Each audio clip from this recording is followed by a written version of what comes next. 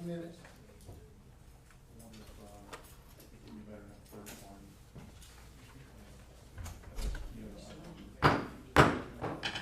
The Brunswick-Glynn County Joint Water Sewer Commission meeting for Thursday, March 1st, 2018 will come to order. I'll do the invitation, and Commissioner Harvey, will you do the pledge? Sure will. Yes, sir. Okay, if you can stand.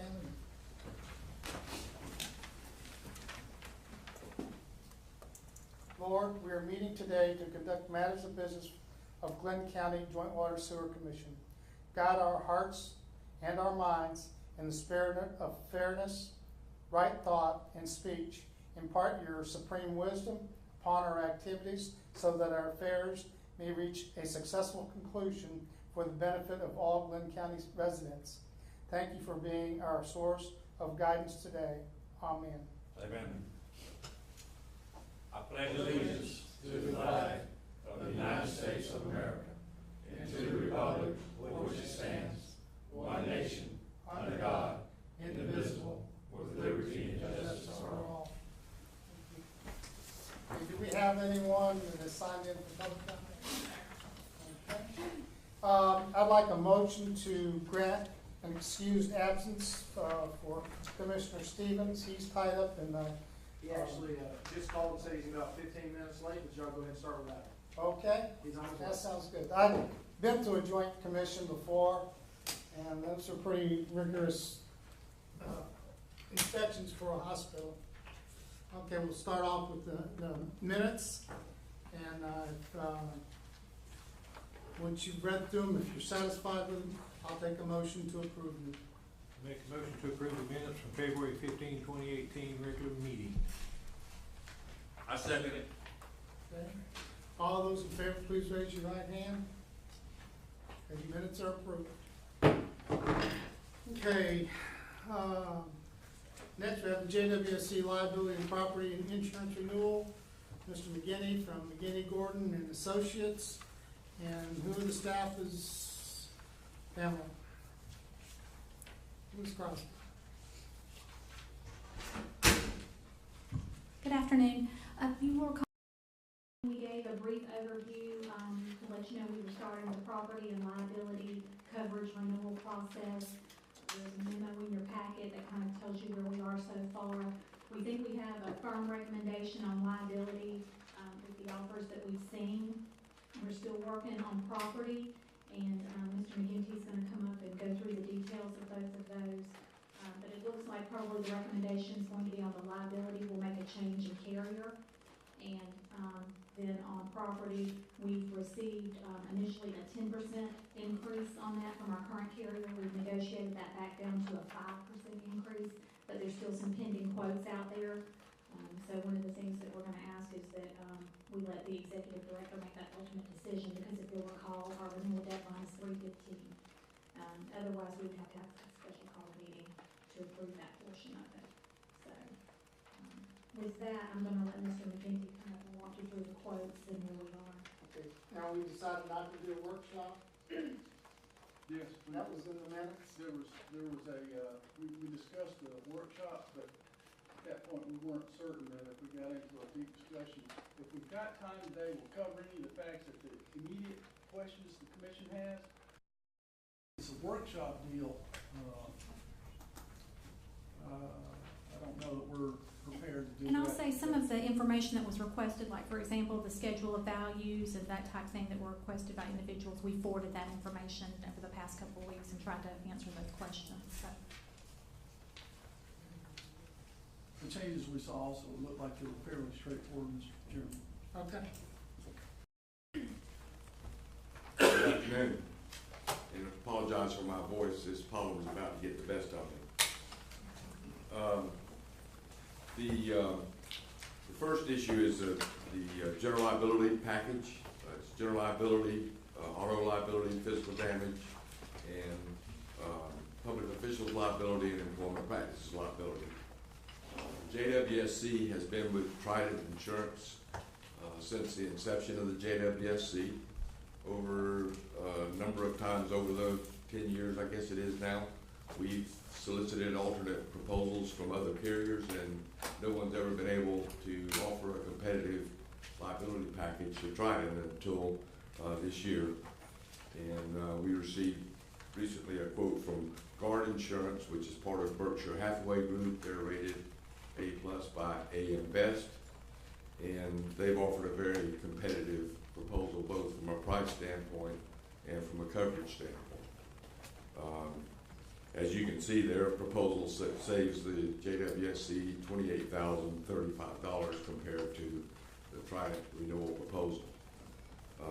In addition, the deductibles for auto physical damage under Guard are $1,000 compared to $2,500 for Trident. And the general liability deductible for Guard is $0, where it's $10,000 for Trident. Both of those are pretty significant enhancements. Otherwise, the coverage forms, both policy forms, are very broad and are basically comparable. So the recommendation is to accept the accept the Guard insurance proposal. And I'm always reluctant to change carriers when we've had a carrier that's been loyal and a reasonably stable insurer for us. But the difference in the proposals this time makes it very difficult not to make a change. In regard to property, our current property coverage is with ACE. It's part of Chubb Group. They've been on the property for 2 years. We moved it to them in 2016 from Lloyd's of London and saved the commission $83,000. They increased their rates 10% last year. I couldn't argue too much with them. We, at that time, had a potential claim from Hurricane Matthew, and we had a $60-something thousand claim from damage to some pumps. As it turned out, the Matthew claim was less than our deductible, and as was the claims from Irma. So we had no claims this year, and they came back with another 10% increase. When that happened, we went to the marketplace to see if there were better offers out there. And they did come back recently and reduce their increase to 5%. So that's why we're still waiting to see if we can get an alternative property quote that's comparable in coverage and more competitive in price. Quite frankly, I would be surprised if we do. The rate per dollar of coverage that you have right now is among the lowest that I'm aware of in Glynn County. Yes, sir. On the liability portion, it looks like the difference is in the automobile.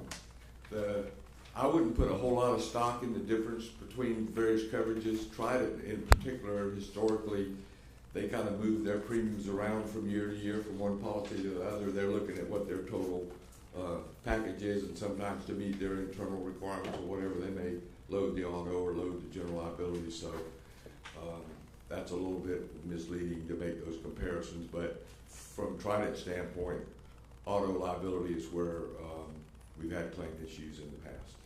Is that just for autos, or is it autos and trucks? And It's everything. And dump trucks? And All motor vehicles that are licensed. and back trucks too? Yes, sir.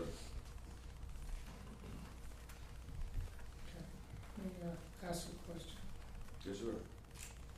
Trident's been handling our legal questions, and this is more directed towards Mr. Darby. Have you ever worked with Guard? I have not personally, no, but I know our firm has. Your firm has? Do you know, have any idea whether they're well regarded? I just sent an email to my fellow partners asking. So give me about 10 minutes. I just want to, I want to kind of, because the attorney works very closely, and I know that Trident has taken on some stuff that I think we were a little bit surprised they took on for us in some of the cases. There was we had one issue with them, but I have a decent relationship with Trident currently. We're working well with them right now. And let me make it clear that I'm not anxious to leave Trident, and there's no agenda one way or the other. There's makes it no difference to us. So if you decide to stay with Trident, I'm perfectly, Well, can support that decision. the thing that I think, you know, as much as you can, you ought to stay with the carrier for a while as you build up relationships.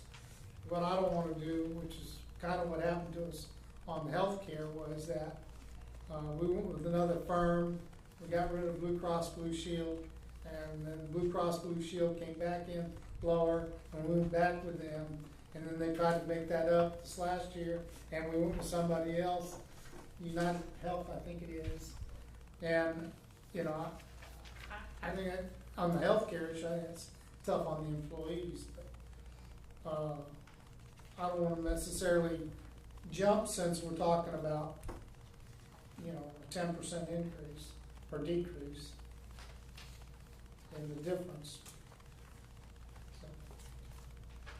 So, The one issue you always have when you switch carriers, if you were to have a big claim the first year, that could create issues.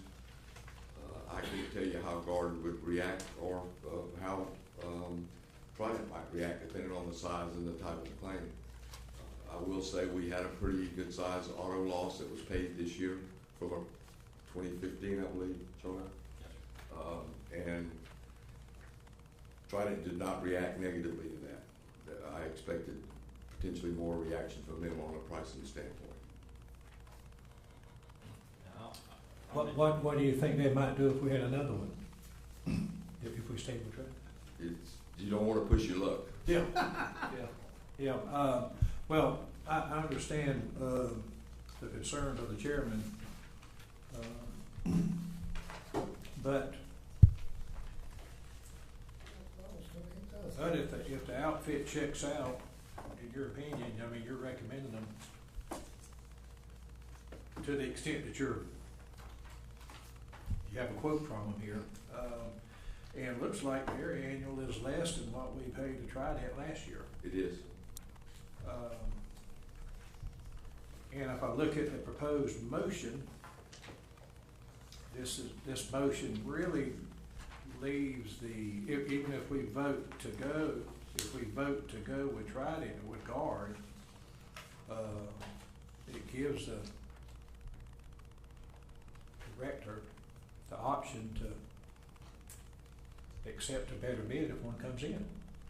And I think we could tie on to that motion to find out if the council finds out anything that worrisome about working with Guard.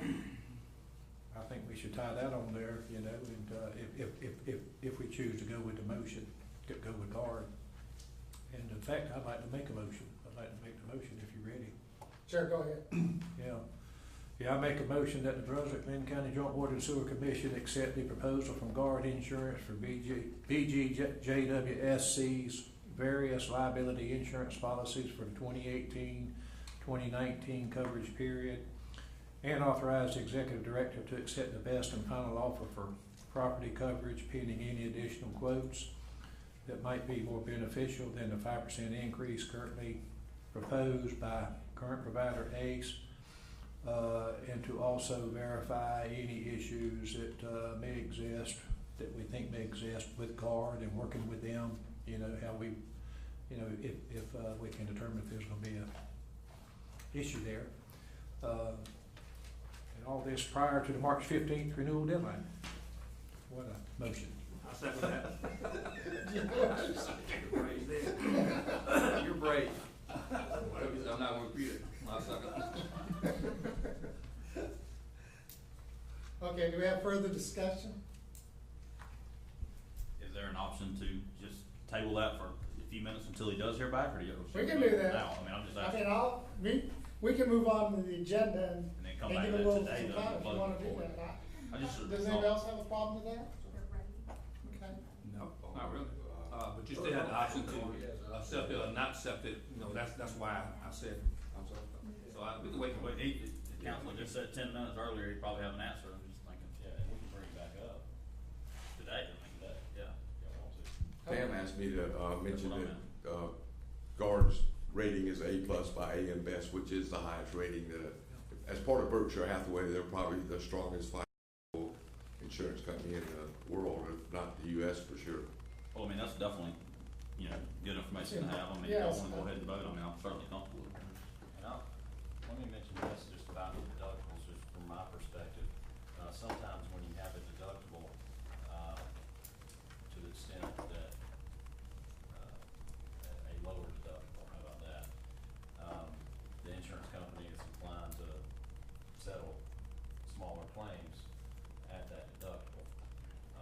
So, you know, with Guard having the zero deductible, they're gonna be more engaged, in defending the action because it's gonna be their money first dollar.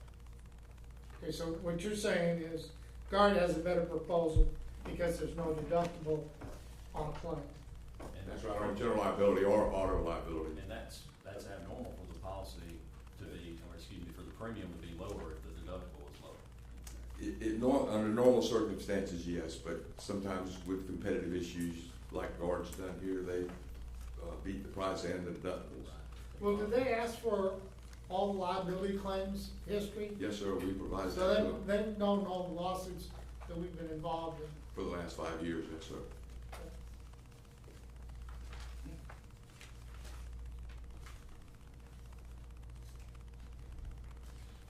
I don't know, guys.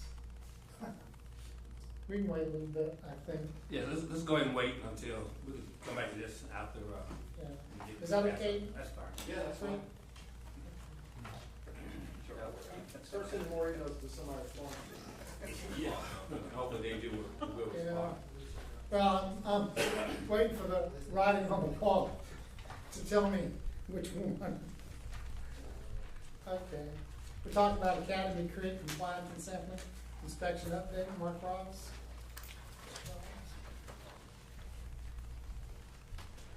Good afternoon, Commissioners. I think about our last commission meeting, we had an inspection that I spoke on, and like I told you all that I would put it, please to see your email copy, and it was put on the agenda today. And I just want you to take a look at it if you haven't already taken a look at it.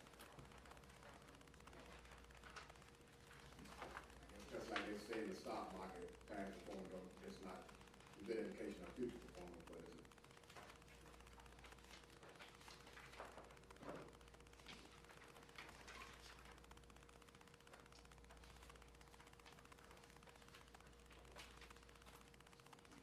actually, this inspection was done back in December. Of course, I received it in January, late January. And, you know, I was sure that it was gonna be a good inspection because that's our day-to-day goal, treat wastewater in this plant. If there's anything in here that you don't understand, I was gonna definitely explain it to you. Short brief with this. My normal time to brief the plants is normally on the second of the commission meeting of the month.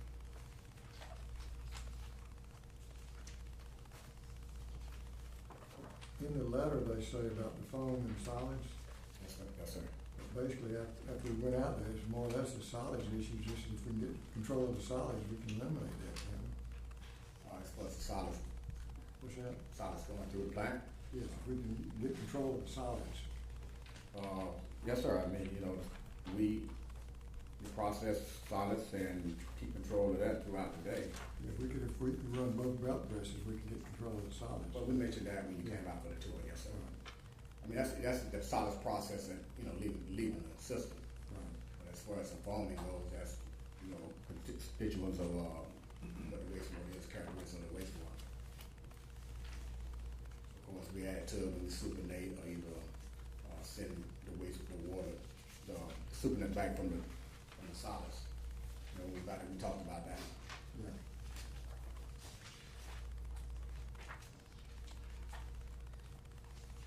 I've given Jimmy something where we can take a sample and send off for the filter company to evaluate disc filters.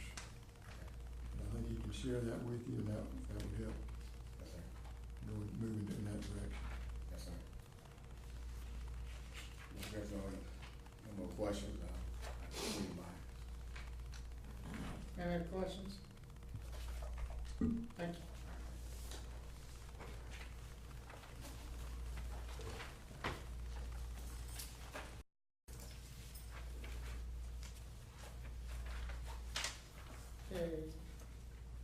Sellers on customer service call volume. Yes, sir. Good afternoon. I do have 3 different presentations to give you, and I will try to keep this as brief as possible so you can get home before dinner. The nice fancy chart you'll see, I'll reference briefly.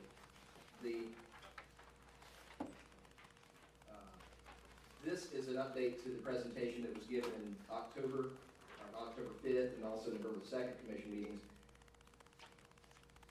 Our call volume more than doubled from the first of the year through the summer last year. We have had an epidemic of not being able to answer all incoming calls for a number of years, but the problem was exacerbated, if I can say that right, by the rate changes, billing changes, and payment processing changes that went live on July 1st of 2017. So out of just over 20,000 active customers, it's helpful to remember that using the top chart there, 16% of them walk into the lobby every month, a number that's very consistent with very little deviation. Even this year, we're still seeing that number be very consistent. Our customer service representatives were only able to answer so many calls between these walk-in customers. From January 2014 to the rate increase that went into effect July 2016, we received an average of 2,400 calls per month and answered 70% of them. So for that period of time, 3 out of every 10 calls were abandoned. Responding to service outages should have been our primary concern, and these missed calls could have been early alerts on main breaks or sanitary sewer overflows. After the rate increase in 2017, though, our call volume took a significant climb, with 6,371 calls per month on average, and 36% being answered. 6 to 7 out of every 10 calls were being abandoned following the rate increase of last summer. A customer service call center is common for utilities our size, with more than half of those that are part of our annual rate comparison study having dedicated call center staff. Trends over the years show that call volume usually goes up around the Christmas holiday.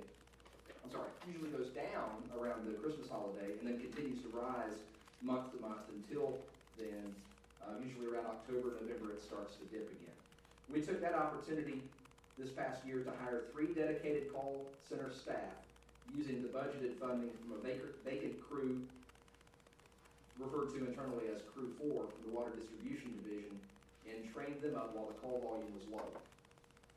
By adding these 3 call center staff, we've gone from a 76% failure rate in July to a 7% failure rate in February. As our new staff gain experience and can process calls faster and more effectively, we expect that 7% failure to drop as well. When call volume has been high, all available customer service representatives, plus the customer service manager and the assistant customer service manager, have jumped into the queue to take care of any calls that are on hold.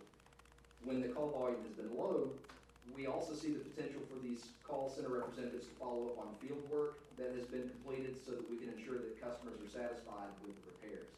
They can also call out to complete surveys as needed.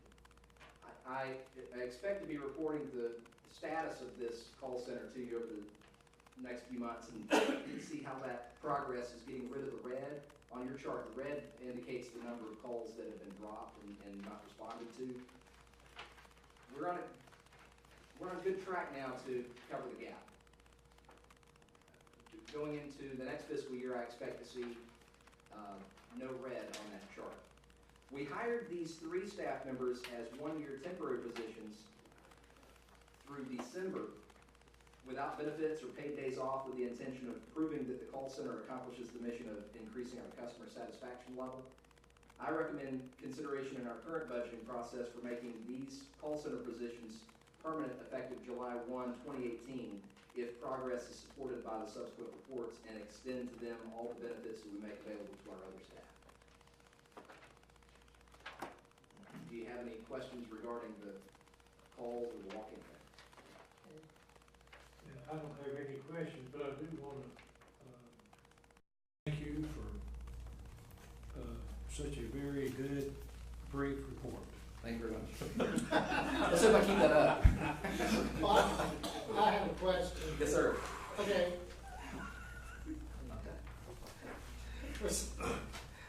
For some reason, not everybody understands how we run our after-hours call requirements. So, on at least 2 occasions, people have contacted my wife through, or she's gotten on Facebook, and somebody was looking for emergency service. So I wound up sending a text message to people to get action started. And I guess the question I have is, can we kind of come up with one phone number, or is that just impossible? That they call during the day and it's also the same number they call at night, and then it transitions? Can we do that? Yes, sir. In fact, it is the same number. The interesting thing is, on one case that you and I spoke about in particular, I intercepted that text.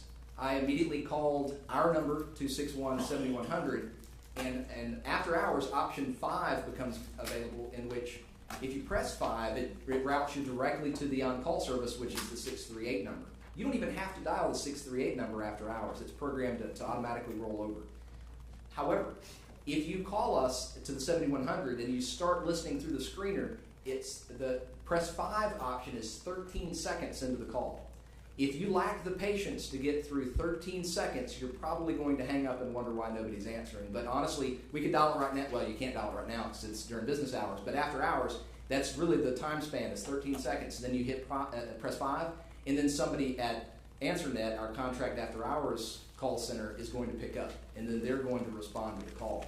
We have discussed the possibility of eliminating the 638 from the bill and online entirely, so that people only dial the 261, and that's fine. And then also the other opportunity presents itself for us to eliminate the after-hours service altogether if we can figure out how to accommodate that in-house. Long-term, that's a better strategy than using a contractor, because nobody knows our system better than our staff. Oftentimes, calls are misrouted and have to be rerouted. If I get a call in at 2 in the morning and I'm not the person that is going to take care of that call, I'm upset, my wife's upset, my kids are upset, my dogs are upset. So if we can eliminate some of that upset, that would be nice.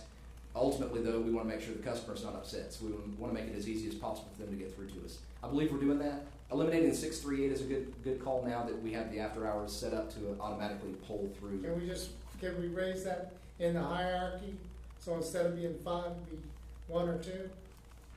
That's what I was going to suggest. Why not just bring it to the front? I'm one of those people that lacks the patience to listen to 13 Oh, no, seconds. meaning during business hours, After it's hours. number 5. On after hours, it's the first option you get. You've called during, if you call during regular business hours, yada, yada, yada, if you have an emergency that requires our services now, press 5. There aren't 4 options that you have to listen through to get to number 5. It just happens to be the coded number 5 24 hours a day. If you call during business hours, okay, I'll say this out loud. I don't like it, but if you call during business hours and nobody answers and you press 5, it will go to AnswerNet. And we will be charged the per call expense for getting over to the on-call So service. what you're saying, it's the last option, because you're hoping 1 through 4 will pick it up. During business hours. Yeah. After business hours, it's the first option you get. Okay, well, that, with how you explained it, that was not clear to me. Yes, sir. Well, it's the 13 seconds. I'd have to speak really fast on options 1 through 4 to fit those into the first 13 seconds. But really, that 13 seconds is thank you for calling the Brunswick-Glynn County Joint Water and Sewer Commission during that, and then it goes press 5 if you have an after hours call. It might make more sense if it just says hold on or stay on the line if you have an emergency. So that would be even better, because then it would automatically route over anyway. Nobody's going to answer after hours on that number. So what does it actually say after hours? Not a direct quote, but just tell us what it says after hours. After hours, it says thank you for calling. If you have an emergency, please press 5 to get to an operator. So that was ironic to me, is while we were talking about that via text, was I immediately called it and reported the trouble to the technician in Oklahoma or wherever within 20 seconds, just like that. So I suspect that the commentary that was going down on Facebook, which I saw the same time you did, or that your wife did, I suppose, was discomfort, but I can't eliminate that if you call 7100 during after hours, I should say, no one's going to answer here. That's true. But if you wait 13 seconds, you'll get the option to get sent to the after hours call center. So I don't want to beat that horse to death right now, but eventually it would be great if we had staff answer that call, because they know the best person to route it to immediately. But the cost of that exceeds the cost of the after-hours service right now. I think that would be the way to go next. Yes, sir, I do. Mr. Chairman, we have had internal discussions about doing some things to have some additional operational staff coverage at later hours, which would get us through maybe the early evening hours of most days. And if we do work those details out to have added coverage at different hours, we may talk about this again to see about getting somebody situated to, because we had some stationary folks, I know, for the warehouse and those kind of things that would be on standby to do some things. We need to provide support to those after-hour crews. Well, I would think that some of your employees may relish, having early hours to go to work and having late hours to stay, We used to. We had plant ops we could take advantage of. At one point, we had in the compost drying facility, or really the upstairs at Academy Creek, there was a lab that's not there anymore, but we had a daytime person at the city of Brunswick that after hours would route those calls to that lab. And there was somebody in that lab 24 hours a day, so it was perfect. And they got very few calls. But now we don't have somebody that's sitting somewhere 24 hours a day. We have operators that are traveling at night. It wouldn't be ideal for them to have to pull over if they're en route from one treatment plant to the other, taking samples to answer those calls. But in the near future, I can imagine that we would be able to accommodate that. And we're talking a dozen calls at night. It's not such an expense with the after-hours call service that, except in the case of Hurricane Irma and Matthew and Winter Storm Grayson, that it's worth having a full-time dedicated staff member that's here after hours to process those calls. That's not on the table at all, far too expensive. But if we had somebody on staff that was here second shift, third shift, that could handle the very few calls that we get, except in the case of an emergency, a major outage, then that would be ideal. Okay. I will say, as a customer, I've had to use after-hour service, and I've worked with Derek before, and I think it's great service. I mean, y'all have always been great to work with after hours. Working with the hospital, I've had some things come up, and it's always been great service, and I've never had a hard time getting a hold of anybody.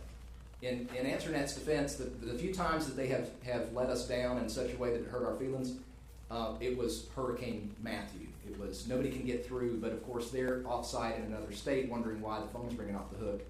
That they had during Hurricane Irma accommodated more staff in order to meet the need, but then we had technical difficulties that made the service unavailable for 1 or 2 nights in a row.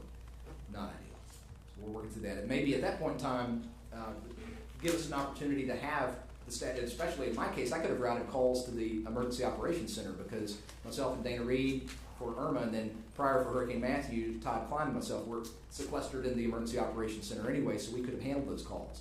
Long nights in the EOC, I could have taken some calls and talked to some real people other than the first responders that were surrounded by in the room. Any other questions regarding calls? Okay, thank you very much. I think so. If we want to speak about account arrears and cutoff procedure, as I mentioned during our February 1st meeting, and I want to continue to define that because on the one hand, we could change the definition of what is arrears, but I'm trying to be very consistent, and I have to reiterate that to say that right now the definition of arrears in my case is anything over $100 as a balance forward. So if somebody has a balance from the last month's bill that they haven't paid yet, that's the arrears portion that we're concerned with. And it would be important to note that the delay in getting the cutoff program going is because our deposit situation was unique to the software vendor. Because we multiplied the deposit times the REU, the residential equivalent unit, I wanted to be careful that we didn't have, please turn the TVs off, we won't need it today. We didn't want to have a situation where a customer that owed us $499 but had a 5 REU, 5-unit duplex or apartment or commercial business would be at risk of being disconnected for something that really wouldn't put us at risk of a high collection amount. Meaning the intent is not to disconnect anybody that owes us $100 or more. The intent is to disconnect somebody that owes us 100 times the REU for residential or 150 times the REU for commercial, reducing our exposure to bad debt. Simply put, a multi-unit residential building with 10 units shouldn't be disconnected unless their arrears balance is $1,000. This is going to lower the number of accounts at risk of being disconnected and make the program more managed internally, since we will be dependent upon the availability of staff from other divisions to actually execute that cutoff, especially the first month. We've talked about that, and I won't go over the numbers in too much detail now, but we have to have about 20 to 25 staff members collect those work orders the first of the day in order to have the customer's cutoff date honored. If we're gonna have 200 roughly per day at worst right now, based on the total of 4,313 over 22 days of work in a month average, it simply can't be accomplished by the 5 people that are in the meter services division. Their work is gonna be coming in later in the day after people realize that their service has been disconnected. Some of that's gonna be coming in the next day when they get home after work and find their service has been disconnected. So it's very important to us to not disconnect on Friday or the weekend. We're not gonna cut off somebody in such a way that they're gonna have service disconnected over a holiday. It shouldn't be such a inconvenience at that point that they have to wait 3 or 4 days to get service turned back on. Each subsequent month is going to be taken care of by the existing 5 meter service technicians. As long as we maintain this policy, then we should have a consistent cutoff once we get through the first month. We'll continue to see a reduction in the accounts and arrears and an increase in the number of payment plans. We certainly, I've said each time we've spoken about the subject that we don't want to disconnect anyone. We would rather they get on a payment plan that's reasonable and line that payment up so that they can pay it over the course of 6 months, 12 months, 24 months, 48 months. We want to be fair. We also want to be decent people and not get really excited about disconnection. The breakdown by district this month is largely unchanged. If we look at the breakdown by range, though,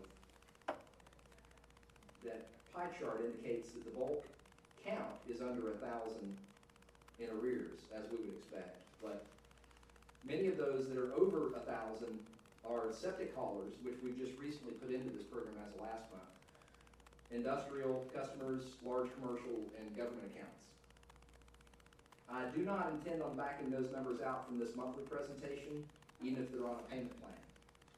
If we're consistent, we need to see this drop based on the same definitions. Otherwise, I would have to revise everything in the past so that it's consistent. So we'll stick with these numbers, 100 in arrears, and that's what we're focused on. A 1.5% late fee has not been added to the billing process yet.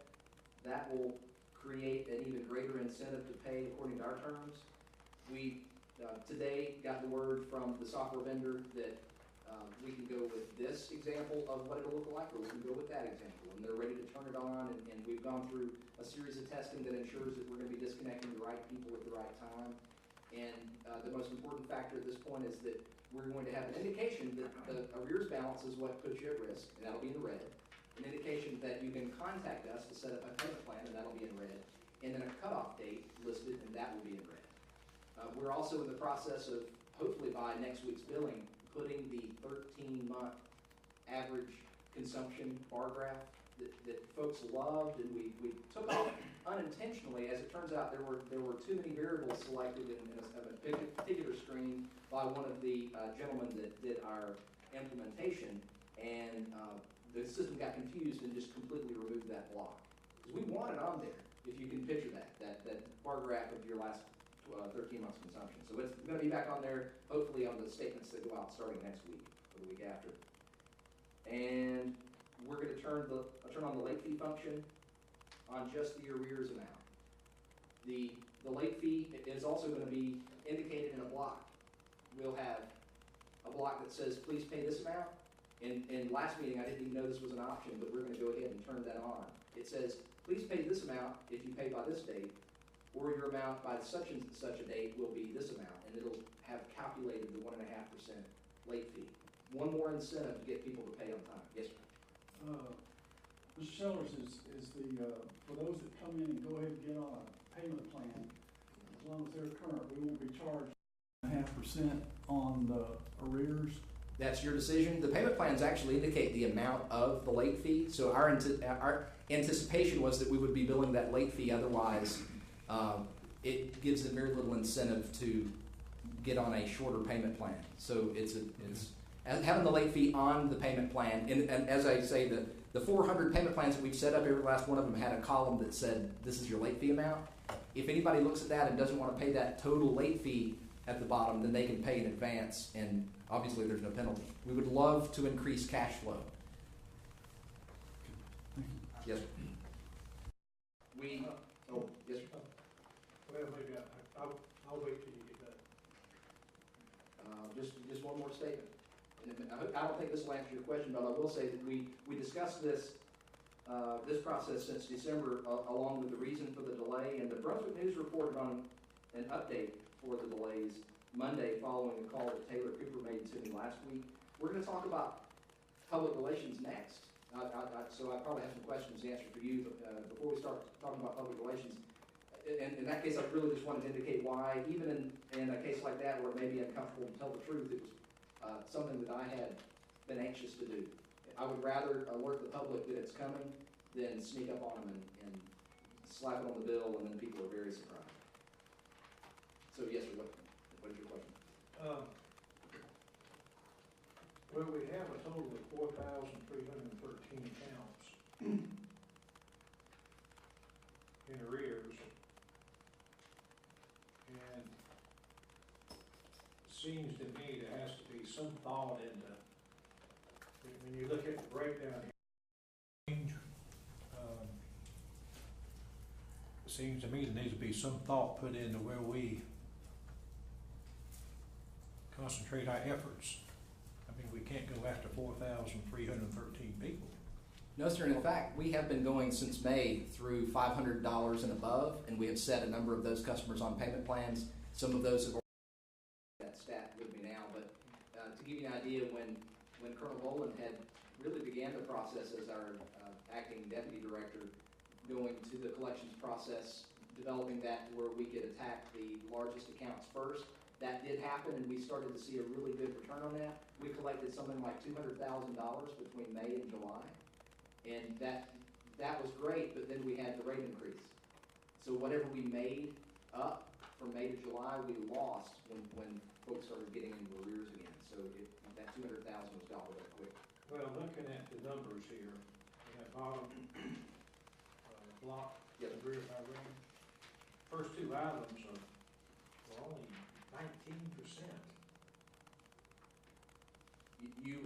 If I were to name names for especially the 1,000 and greater and the 5,000 and greater, you wouldn't be surprised by who was on the list and some of those. Well, I'm not asking for names, but I'm just talking about where we concentrate. Maybe we need to think about that. And you get down into looking at who owes the money and the reasons why they owe it, and what that all has to be factored in. But at 19% of arrears totals 61% of all the dollars owed to us. I'll say as clearly as I can without naming names that let's say some of these may be accounts that are either in litigation or or already on a payment plan, and because I'm not backing out those that are on a payment plan, we have customers, some of whom owe us we have one customer that owes us $8,000, and they're paying as well as they can, and until we get a customer assistance program online, we can't squeeze much more out of some of these accounts. Some of these are going to be delinquent because of their own internal payment processes. There's no incentive for them right now to pay according to our terms, but I believe the late fee is going to fix that. Okay. Well, I just wanted to say that, I mean, if I'm looking at this and not knowing all the details that you know, I would look real heavy at putting the resources into going after that 19% and collecting that 61% of the dollars that are owed us. Yes, sir. We have. I believe that's been fairly aggressive. We have built relationships with individuals at companies, and really at this point it's time to put the late fees on there, and if they're not going to pay as agreed, then they're going to end up paying us an APR that it is going to put some people in the position where they'd rather put it on a personal credit card, which we're okay with. Transfer the responsibility to pay that monthly on their credit card. If you back out those 400 payment plans, I'm wondering what those numbers in the bottom chart look like. Are those 400 payment plans mostly in that 19% of the first two categories, or are they evenly spread? How would that affect if you backed out? They're largely part of the 19% because Frank had been focused upon the $500 plus since May. He still is focused on that. So we have the smallest percentage of the customers owing us the most, and those are the ones that he has on speed dial. So if they default on their payment plan, we'll be disconnecting them and they won't get a second chance. They'll have to pay the full balance. Okay, so to directly answer the question, if I backed out those 400, then we would see the largest reduction in the 1,000 to 5,000, and then really a fraction of the 100 to 1,000. Because an interesting sidebar about that is, despite the fact that we've publicized this in the newspaper repeatedly, it's been on the radio, it's been in the newsletter 3 or 4 times, there hasn't been our expected spike in payment plans set up. That's why in regards to public relations, we're going to talk now very specifically about efforts that we want to put into making sure that everybody's hearing that word. Now, keep in mind, there are 22,000 of our customers that are paying as agreed. And they're probably tired of hearing about the cutoff program not starting. Those that are going to be most affected in some regards are those that, and I might even say as a small fraction of these customers, especially within the District 9 and within the city limits, even more specifically, we may have some of these customers that don't even speak English. So I'm trying to communicate to people that I may not be able to reach. We're going to consider the methodology to approach even something like the Hispanic community, where that may need to be translated, or we may have to have an insert that has a section regarding the late fees and the cutoff coming in Spanish. So if you back out those 400, yes, have you ran a number? I mean, do you have a number you can share with us for that bottom line number, the $3,350,000? Does it become $2,500,000 or $2 million?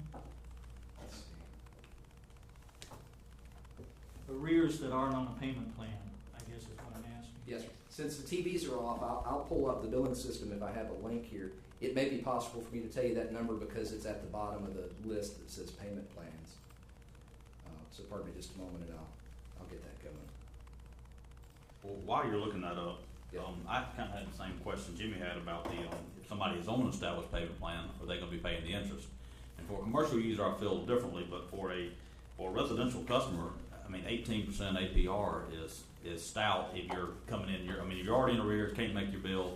I mean, we're essentially making it where they're never going to gain ground. I mean, if you owe $1,000 and you're paying 18% APR and you're trying to pay that off over time, that's going to make it where it's almost impossible to do so. I am concerned about. Granted, if somebody doesn't make any arrangements with us, at some point we have to cut their bill off. But if somebody has came in and says, okay, I'm in arrears, I'm willing to reestablish service, I'm concerned with that 18% penalty. I think those that are more concerned than you are those 22,000 that pay as agreed because they're subsidizing the debt. Well, but we allowed it to get like that. But I mean, at some point we have to go. At some point we have to look at something. And 18% APR, as you mentioned, that's a credit card interest. I mean, that's if somebody's. I mean, I'm not talking about for people who start getting behind as of today, but somebody that came in, established a payment plan. I'm concerned with that APR, and I have a feeling that's where Jimmy was going when he asked the question. You deferred to his decision, which I agree. I mean, I think it's at his level and the commission's, but that's my 2 cents. I just think an 18% APR is. I'm not going to put words in Commissioner Stevens' mouth, but I think what's on his mind is if we put obstacles out in the way, financial obstacles, where people decide, well, I'd like to try to pay my arrears, but 18% is just going to be a burden. Same as I had questioned previous meetings about the fee to go out and turn somebody's water off because they're in arrears, and then when we go turn it back on, we tack on another fee. And my question back to that's not just, it's just the $135 for the cutoff. It's okay on the work order when it's closed out. Okay. Well, I questioned that. That might discourage some folks. I mean, they're already owing money, and look, my purpose is to get as many people to pay as much money as we can get from them. But if they're already in arrears, yes, sir, and we go to assessing them more money, I think it's going to make it more difficult to collect. Yeah, I do. And looking here, I mean, building on that point, sorry to beat a dead horse here, or it's not a dead horse, but sorry to beat this to death. Somebody's $2,500 in arrears. The interest on that's round number $40 a month. And if you're trying to, you divide, what's our payment term for $2,500? How long are we gonna allow them to go out? Depends on the situation. Well, I mean, I believe that's a 2-year. a 2 year, so that's $2,500, that's $100 a month, so we're tacking on 40% essentially to their payment and just in pure interest. Yes, sir. And that when you tack 40% onto $100 a month, 40% of the pay, of the principal, that's, I don't believe they'll ever dig out of the hole. I mean, I can remember 15 years ago having a $2,500 credit card bill and making $9 an hour, and I couldn't get out of the hole. And it took me forever. Learned a valuable mistake early, but I think that's too much to put on people. I would say that it's purely your decision to put by the way, there's a checkbox. This is really easy for those 400. When I create a payment plan, I can say exclude that customer from the risk of being disconnected and late fees. Okay, this is not in the rate resolution. Sure. The 1.5 is in the, well, let's see, I'll need to confirm that. I would believe that might actually be in the ordinance. 1.5% is the rate. It's in the rate resolution? It is in the rate resolution. So we would have to change rate resolution. I'm trying to remember. Y'all feel differently, fine, but I just wanted to at least bring it up for discussion, but I feel pretty strongly about it. Well, after saying what I said about it, I'm for moving ahead with this, but I'd like us to track and see if there's any indication that the interest and the charge to go turn the water off, if that seems to be working against us, that needs to be brought to us, and let's make a decision whether we want to keep those in place. Commissioner Browning, I was just asking Mr. Dorney if we could, if we had the authority to go and change that rate fee, that late fee, without having to do a rate structure resolution change. I think we do. I'm not sure. He's going to double check it. The other question I had about it before sounds like we're going to move ahead with what we got, but just in the case that we did decide we wanted to do one rate structure for commercial customers and another one for one fee for one late fee for our commercial and another one for our residential. There may be some legal issues with that as well, but we're going to check it out and try to get you some feedback on that before we move forward. Well, this is it's going to look like a very aggressive plan to some people. We have 22,000 customers that would like to see us get from our other customers that we're getting from them. It's only fair.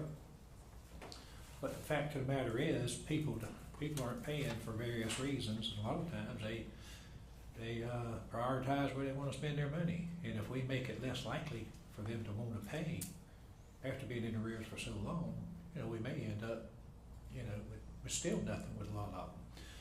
And so we have worked on this plan. I think it's a good plan.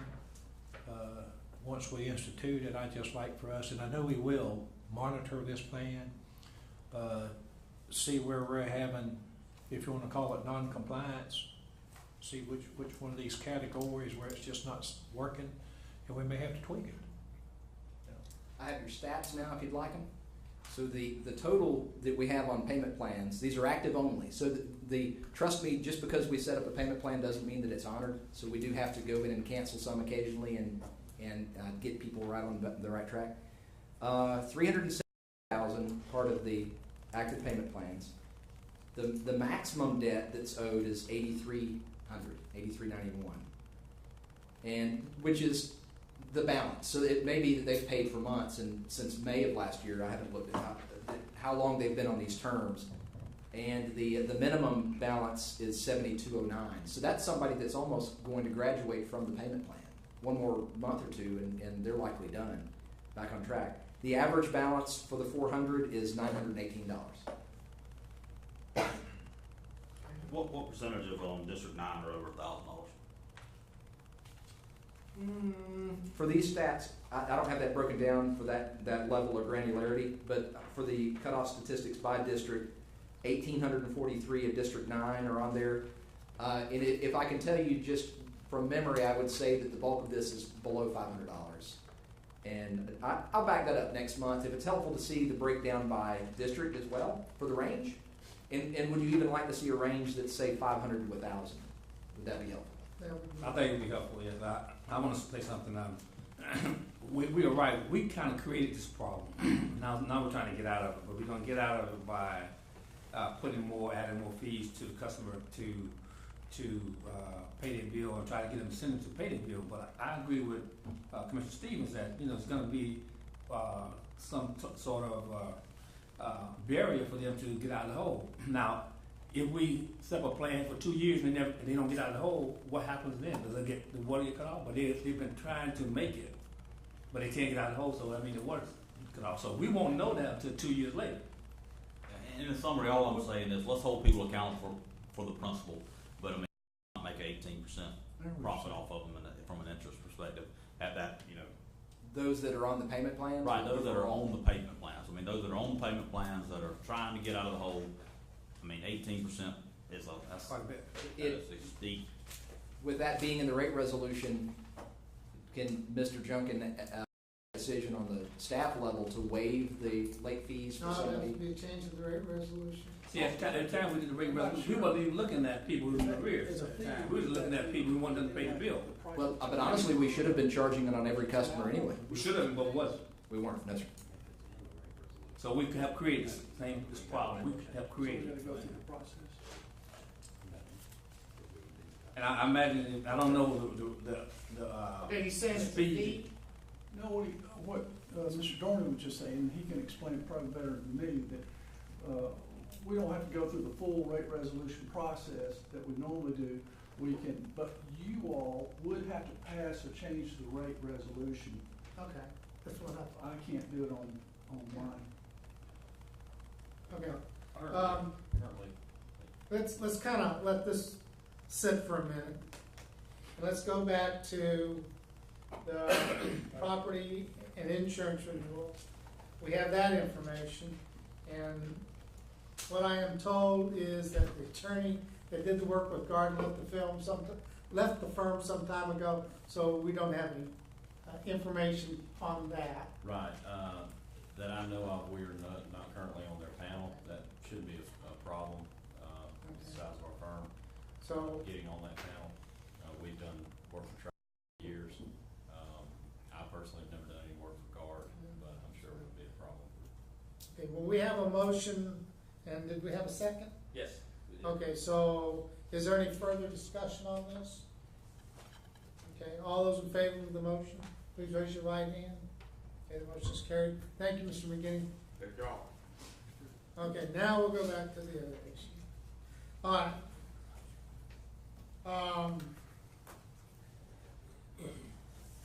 I think that what we need to do on the other issue, on the interest rate, is when are you gonna start doing the cutoffs? Encounter a problem that halts the process, we should be sending the cutoff date out on next week's notices. That means So, 30 days later. and you then go that on. would be 30 days. The late fee would not apply until April, 30 days after the billing date for the next week's statements. The cutoff, it will be set to be applied to the bill on the next billing cycle, so it wouldn't apply until we bill again. Okay, so But the- now they're accumulating debt on their own unpaid balance at 1.5% today. Is that correct? It's not being booked to the general ledger. Is that the right way to say that, John? There's nothing being applied now. They're not being charged a late fee right now. Okay, so when we set up a payment plan, do we include that 1.5%? We include that as a projected total bill they would have in the future. And then the amount that we're asking them to pay is that itemized or that calculated amount. So if we don't apply the late fee to those that are already on payment plans, it'll actually allow them to pay their debt off quicker. So when we send out a bill, if it's $30, we don't say it's paid by such a date as this. If not, it's gonna be this amount, We do not presently, but we will starting with next month's statements. and that's gonna be the 1.5%. Yes, sir. So that would be based on, So if we're getting it then, Right. and it's accumulating when they work out a payment plan, why don't we just let the payment plan be at whatever amount it is and not charge that 1.5% anymore? Sounds like that's the decision you would Yeah, make if That's you what I'm suggesting. change As the long as they're resolution. making their payment. I mean, 18%. Okay, A what, lot for poor people. let's kind of think of what bad behavior that encourages. So if I'm late with my bill for 3 months, and you're gonna charge me 1.5% each of those months, so I go 3 months, and I come in, and I say, well, I need a payment plan for this, and so my bill, let's say it's $100 each month, all of a sudden, if I have a payment plan, we don't have an interest tacked onto that. Yes, sir, we actually would, the way it would calculate it calculates it on the day after the bill is due if you haven't paid the arrears. So if you came in after 3 months and said, I want to set up a payment plan, the current charges amount that the customer service representative would use to start that payment plan would include 3 months of late fees. Technically 2 months of late fees, because your first month you weren't in arrears. But the next 2 months of arrears would be at 1.5%. So you would have compounded interest on the payment plan when it starts, but then we would stop charging you interest. Yeah, all I'm asking is the Like- people who, right now, That's right. 3 years behind, that we don't charge them 18% on their. And once they're under a payment plan, that's everything up to that point, and all they have to pay off is the balance. That which would include any late fees that they've accumulated. Correct. Okay. I think we have enough time on this that you can present at the next commission meeting. Is that okay? For approval? The amendment to the rate Yeah, we'll do resolution. a rate resolution, which we would back that in there. Yeah, we could. We can get that prepared. And I want to make one last comment before we close out and wrap it up for the next time. I know, in the previous utility I worked for, we did not charge interest on the pay, once they established the payment plan, they paid the rate. The other thing we didn't do is we didn't give commercial folks that option, the payment plans. They just, you gotta pay it. If you're late, 1.5% up to a point. I tend to agree with that, but I think that that is something that staff needs to kind of Okay, wrestle I'm just with, saying, we'll and bring those facts back. you all bring us your best effort on it, and Yeah. we'll get there. And I have a question about, if we're going to, if this 1.5% a month is part of the rate resolution? Is And that's what's in right now. If you don't make a payment, you get charged 1.5%. Yeah, okay, but, talking about changing it. If we want to take action and take a vote by this board at some point in time, will we have to have public meetings on that? No, that's what I was saying a while ago. Right. This is one of those issues that you all can pass Okay, a rate resolution to change the rate structure for that type of change. I just want to be sure before we get there. The operating agreement requires that any change in the variable rates has to go through that process. This Okay. is Yeah. a fee, so. Yeah, I'm okay with, doing something with it in the future, but I just don't want us to get there and then find out, we gotta have some public hearings or something on rates, That's the way I interpret the operating agreement. Yeah, okay. Very easy. It's fair and Brian's. Yeah. I do that. Mr. Chairman, one last comment. I want to make sure I might have misunderstood what you were saying, but if somebody gets on a payment plan, we've said this over and over. They fail to make a payment, they're late, they're done. They have to come back and pay the full amount fee. There's no late fee. Okay, It's- I just be clear as to what full amount includes. Whatever was left on their payment plan and their current bill owings, if we eliminate the late fee for people on the payment plan. I don't have a problem with that because Okay, they I can't just stick to didn't want a that to be a payment misunderstanding. plan, They can't be late on the payment plan. That's not an option. Well, I'm I'm just explaining, I'm not arguing. I agree. I think we're giving them,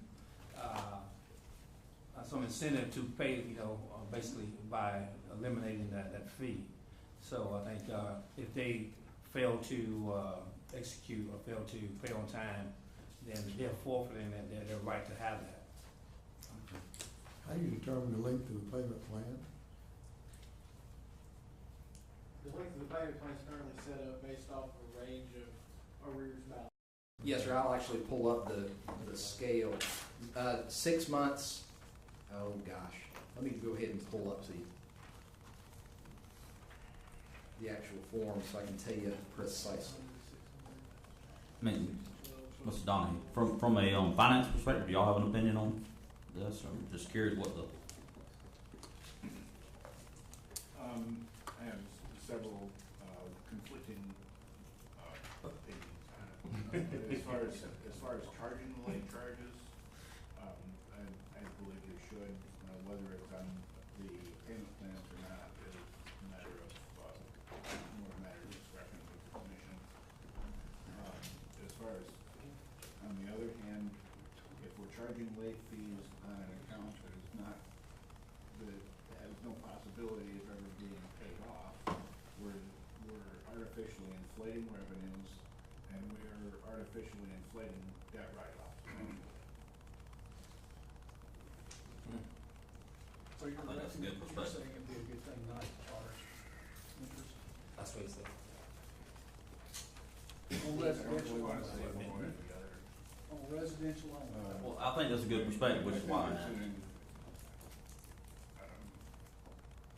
I think it's a generous thing to do for people that are on payment arrangements, but they are late too. That's only when the payment is out due. If they still got it, they'll still get interest on the new bill if they don't pay that one on time. Exactly. If they don't pay that one on time, they're done. We turn the water If they off. don't stay current and make their payment arrangement plan, their payment plan is voided. And here's the terms of the payment plans, and I'll say the staff, the customer service representative is going to present one of these payment plans based on the balance on the account that's in arrears. Not their current charges, but what is the balance forward from last month. That total balance in arrears will determine what bucket they land in. The customer service manager and the assistant customer service manager are authorized to move people into a further back bucket to be even more generous in the time frame. So if you owe $0 to $600, then you would have 6 months to pay off that balance. That's Plan A. Plan B is $600 to $1,200, and that gives you 12 months. Plan C, if you have $1,200 to $2,400 in arrears, and that gives you 24 months. And then if you owe over $2,400, you're given 48-month terms. And honestly, after the first year of executing the cutoff and the payment plans, Plan D should go away. No one should end up with that amount of balance because the only, aside from an REU, a high REU business, the only way that you should have that balance would be if you had a spontaneous, unexpected leak. And then your consumption is going to go through the roof. We're going to make every attempt to accommodate the customer with a leak adjustment, and then their balance or their pay plan would be based on the balance after the leak adjustment. So we've got 4,500 people every month approximately coming into the front office, coming into the front. I would gander that a high percentage of that is the same population that are in arrears. And they turn down the payment plans.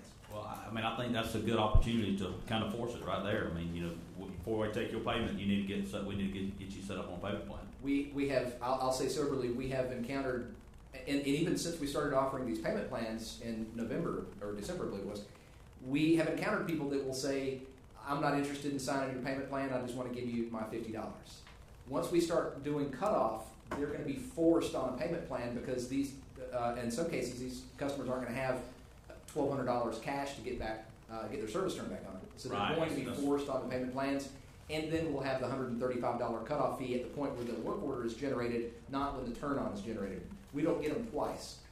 We would have the fee when the service is disconnected, and then we would put out a work order to turn it back on with no fee. Well, that's exactly where I'm going with this. Once they walk into the office and this is in place, Yes, they go to give their $50. Say, no, we don't want your $50. We either want the full payment, you to sign up for a payment plan, or we're going to cut it off.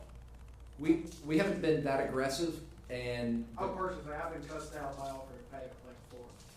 The lady was way behind, I said, well, we can get you on a payment plan, and she told me in not so polite terms, she didn't need my payment plan.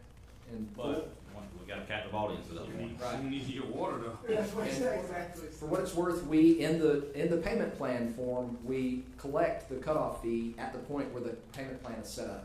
So that's not added to their balance, that's paid right now. That's more or less part of the down payment on getting this car that you won't be able to drive. Also, one other thing in regard to your question, Commissioner, if we do not charge some type of a fee on the arrears on a payment plan, that could encourage pretty much everyone that has arrears to go onto a payment plan, which will substantially slow down the rate of collection on the arrears.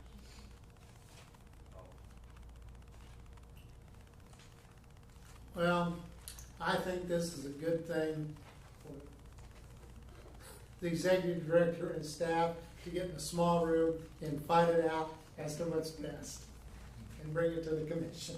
We'll see you in 2 weeks on that. And does that bring us to public relations? Any other questions on this subject? I'll aim to be more brief on public relations, and I want to specifically answer some questions that have been asked of me by staff, by commissioners, by the public, and establish a history and a common ground before we open up the floor for discussion. And the first question I hear a lot is, what are the differences and the similarities between public relations, public affairs, public education, and their relative fields of marketing and advertising? Because they're not all the same, and we don't do all of them. And those things that some people do well, they don't do the other thing well. Marketing is storytelling that's used to strengthen your brand. And we may not be selling cars or houses, but we do have a product, and our branding needs to be consistent for the public to trust that our message is honest and whole. It hasn't always been. Our present philosophy is that we will be transparent about all things, a situation that puts us on the cover of the newspaper for both triumphs and defeats, and that's lately seemingly been in unequal shares. Advertising is a single component of the marketing process. For those of you that have had a marketing class, marketing is determining the messages and the visuals that we're going to be using to get our services out to the public. And then advertising is the detailing the specific methods that are going to be used to distribute our marketing messages. The best way to distinguish between advertising and marketing is to think of marketing as a pie, and inside that pie you have slices of advertising, market research, media planning, public relations, public pricing, distribution, customer support, sales strategy, and community involvement. So we do some of those things to some degree either well or not so well, and some of those things we really don't do at all. Traditional public relations is about media outreach. If you can imagine the public information officer for the fire department, they stand in front of a microphone in front of the media and say that this fire was or was not caused by suspected arson. A police PIO stands before an audience and says that we have a suspect in custody for murder charges. And in our case, we collaborate with the local media to get our message out to the broadest audience about our meetings and about the projects that we're doing, using their infrastructure and their customer base in the most timely manner according to them. So we're really at the mercy of the print media and the radio media, and unless we've paid for it, which is reasonable.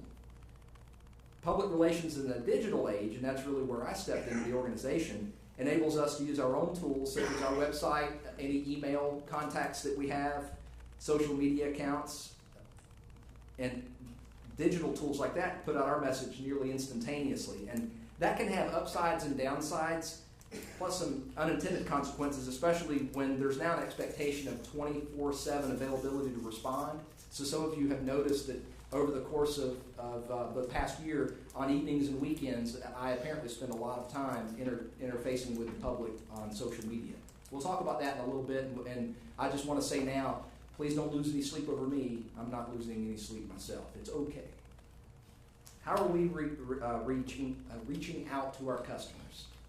In December of 2016, when I was appointed as the agency's first public information officer, we began formally creating a public information and customer relations standard of practice document.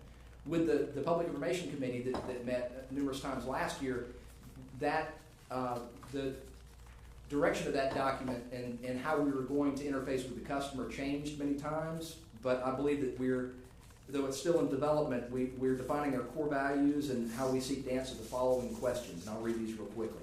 How does our message enforce public health, transparency, sustainability, and resiliency?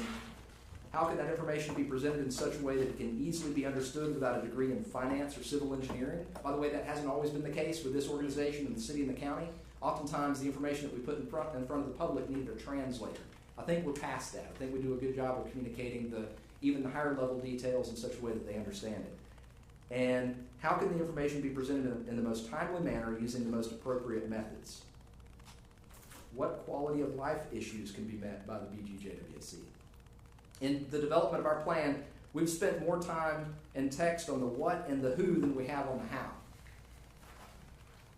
Traditional media, such as print and radio, have been considered and budgeted for, but we've delayed those as we work to develop our core message of communicating the value of the JWSC to our community, especially when we are using the phrase, the BGJWSC is the lifeblood of the community. A lot of you have heard a lot about that, but we haven't done any advertising, we haven't done any marketing using that phrase. It's not out there.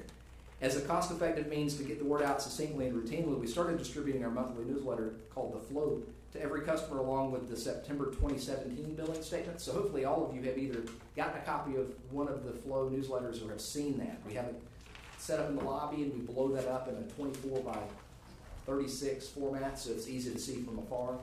People that are standing in line can view that as well. All the stories, layout, and photos have been developed in-house. The only expense we have for that is $1,600 a month for the bill printer to put it in the envelopes along with the billing statement. As part of our communication strategy, we distribute emergency service related information within minutes of a water outage or a boil water alert via text, email, or phone call. That's both effective and timely. Unintended consequence of some people being annoyed that it comes in the middle of the night, but you don't want to wait till the next morning while you're sipping your first cup of coffee to find out that you're in a boil water advisory area. So I didn't put a time frame on when those go out. They go out instantaneously as soon as I get the call. And some of those do happen after hours on the weekend. A survey that we continue to run indicates that locals do get their news from the Brunswick News, the Islander, and local radios such as Straight Talk on AM 1440. The majority of respondents also indicate that they use social media on a daily basis. How are we engaging customers on social media? Social media is the new normal. If you're fighting against it, give up, it's not going anywhere. According to Pew Research Center, 7 out of every 10 Americans use social media. Facebook continues to be the most popular social media network with 1.9 billion with a B unique monthly users. That's a lot of people that just come to the interface every 30 days fresh and anew. It's become the new public square with a captive audience ready to engage in community with one another 24 hours a day, 7 days a week. We go to where the people are because they can't always come to us when they have a concern, and they're going to talk about us anyway, so we might as well have a voice into the discussion. The perception of many in our community is that we're not hearing their concerns. When I see something going down on social media, I bring that to staff, and we wrestle with it, and we try to accommodate. I bring that to you. Some of the things that we've talked about in here have been the direct result of somebody having a concern that they've expressed on social media. And speaking into social media helps bridge that gap. Obviously, we don't have 27,000 customers here with us today, so hopefully they hear the message. We're broadcasting this live on Facebook. We now have a setup today that we've started using just with this meeting where we have a multi-camera automatic, basically Lucas is over there sliding one camera in over the other and changing the view so the public gets to see and hear, by the way, using the better mic system, better than what we had going live using a cell phone even the last meeting. With 1 billion unique monthly users, YouTube has become an alternative to cable television for many users. Just like Netflix and Hulu, I even do that. I'll go home and I'll watch 2 hours worth of videos on YouTube. Sometimes I'm entertained, sometimes I'm educated. We have not fully engaged users on YouTube since we're presently broadcasting our meetings using the Facebook Live platform, and then after the meeting we upload it to YouTube, but our meetings are being published there as well. Many people watch YouTube in cases where they can't get to Facebook. Many work networks, even our work network before Mr. Junkin came on board, had Facebook blocked.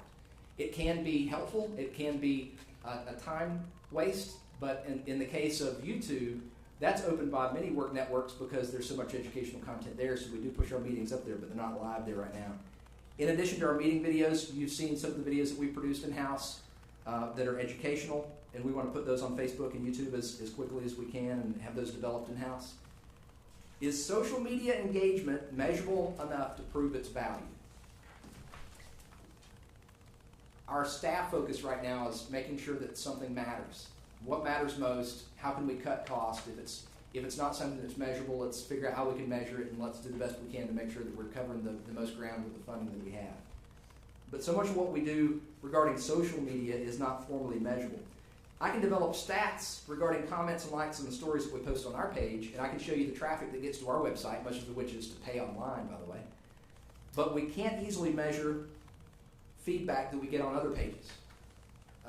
Primarily at the insistence of Chairman Elliott a few years back, we started engaging the public in the Facebook groups. There are at least 4 groups that regularly have JWSC related content, and the feed will go on for days with people asking each other questions, and in some cases the figures that they're using are not accurate, and the commentary they're using is not accurate, and I step into the room and tactfully, as best as I can, get the story straight.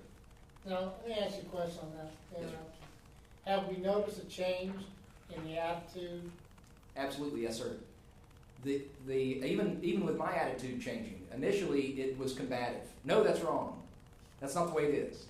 And we worked on my attitude. I'm not a robot. I'm going in and having authentic communications with people, and I run into those people outside of Facebook in the real world, and their feedback is sometimes great job within this thread.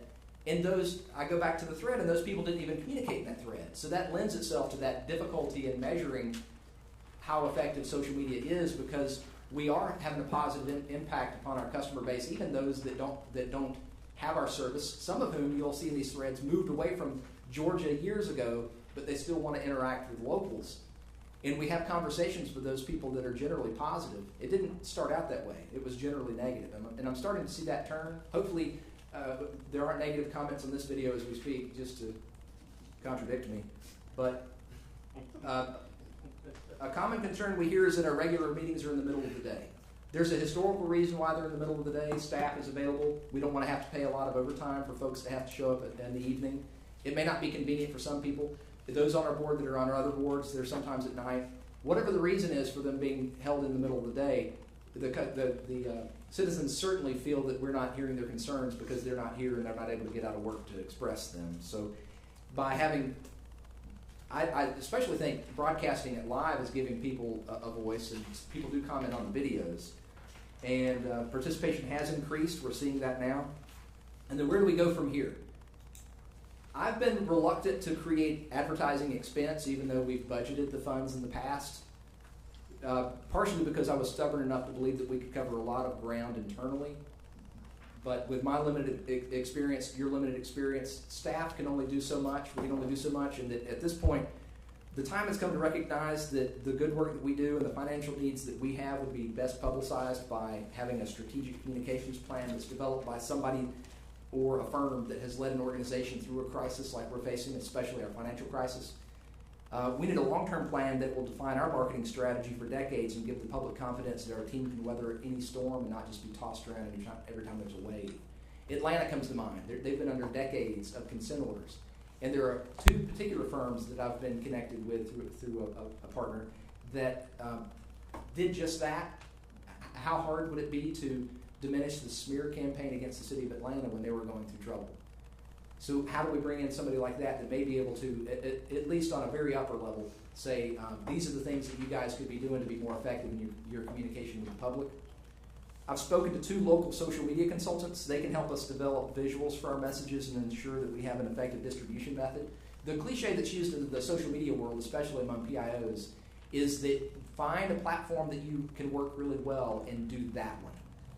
Twitter is really big, especially on a national government level. The Facebook world is where it's at for us. I have never received, I can use that word. I have never received a single comment on our auto posting that goes over to Twitter. That's apparently not where our constituents lie. They're spending a lot more time on Facebook. Instagram, the younger folks are on there putting pictures. I've started putting photos of our staff doing work on Instagram because it's easy to get a heart, you get a love, you get a like, It's nice to be able to share the good news when our staff's out doing work in the community. I've spoken to local print and radio marketers and gotten ad rates. Local radio and the newspapers both reach a broad audience.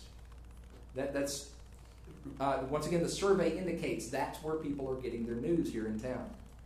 I've reached out to 2 different firms that assisted Atlanta with their regulatory complications. I've spoken to local and Jacksonville firms and gotten quotes on things like crisis communications plans, very specific. What do we do if there's a particular type of problem that we're encountering? But if we're serious about public participation and engagement and understanding what needs we face, now would be a perfect time to get guidance from a public relations firm that's dealt with this type of crisis. And once the strategy has been developed, every message that we spread across social media, print media, radio, and everything else should back up that strategy. There's no way around the fact that our story has some ugly chapters, and it's getting better. It will be helpful to bring in a strategic communications partner now to ensure that we're making a worthwhile investment in communicating the correct message using the correct method every time. I know I covered a lot of ground there. And this was born out of the response to why essentially did we have a response to the Brunswick News regarding the delay in our cutoff policy. But I think we've spoken about that plenty. But any questions? Comments, commissioners? I think we do a great job of getting word out on Facebook, and I think there's, it's great to get things out in the community, and it's great to be transparent. I do think there are some times that we just need to be cautious of, looking at something and saying, is that really a valid question, or are they just throwing something out there? I mean, just give you an example. Somebody one time put, why not spend time in the new ideas instead of slamming customers? That doesn't need a response. That's the kind of stuff, in my opinion, that just goes away. They're not asking a question. They're not looking for that's just the kind of stuff, in my opinion, that we just let go, let roll off the backs, and just keep rolling on. And that's the only thing from a public relations. Granted, I'm the one who brought up some of these concerns to Jimmy, but I just feel like we do need to, respond to valid questions. If somebody's got a question, let's give them an answer. Let's give them feedback. But if somebody's just, just trying to be cruel on Facebook, I don't know that it does us any good, or we get any kind of benefit out of responding to it. Commissioner Stephen, I tend to agree with you. Every comment, every posting don't deserve an answer. You don't have to answer it or whatever. It's just general stuff that's thrown out there.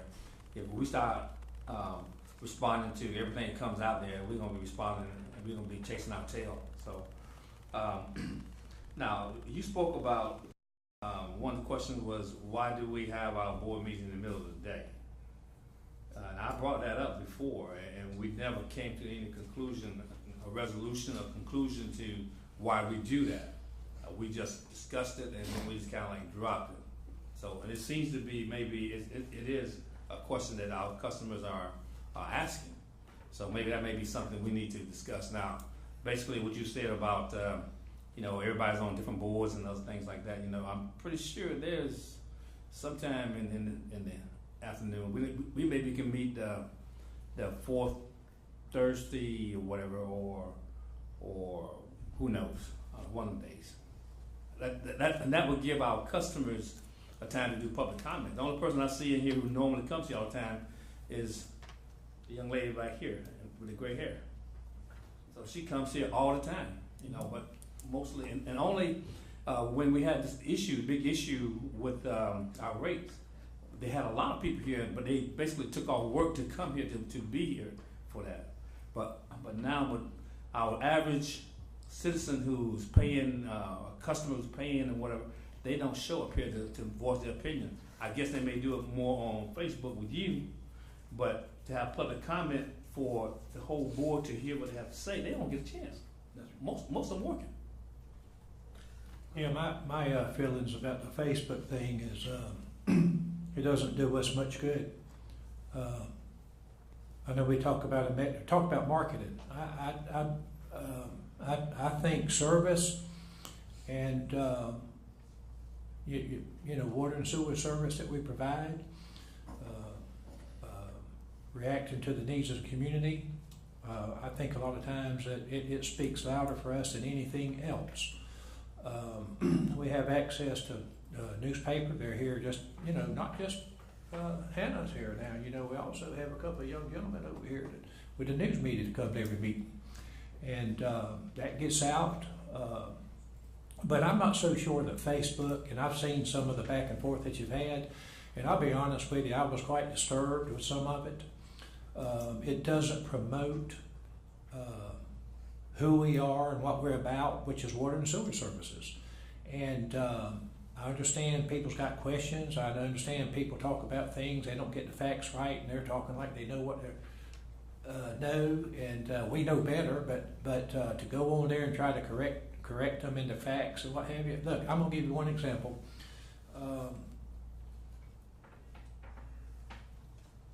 I listen to Scott Rifen. I'm gonna plug Scott Rifen. I listen to him about once or twice a year, and so I'm gonna plug him.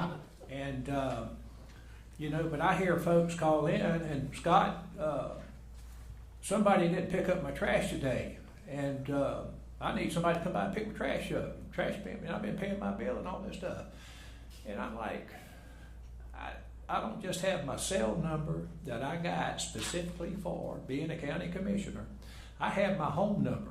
I mean, my phone rings off the hook at my house. People learn that Mike Brennan got a telephone, got an answering machine, and if he's at home, he'll pick it up. If he's not, he'll call back.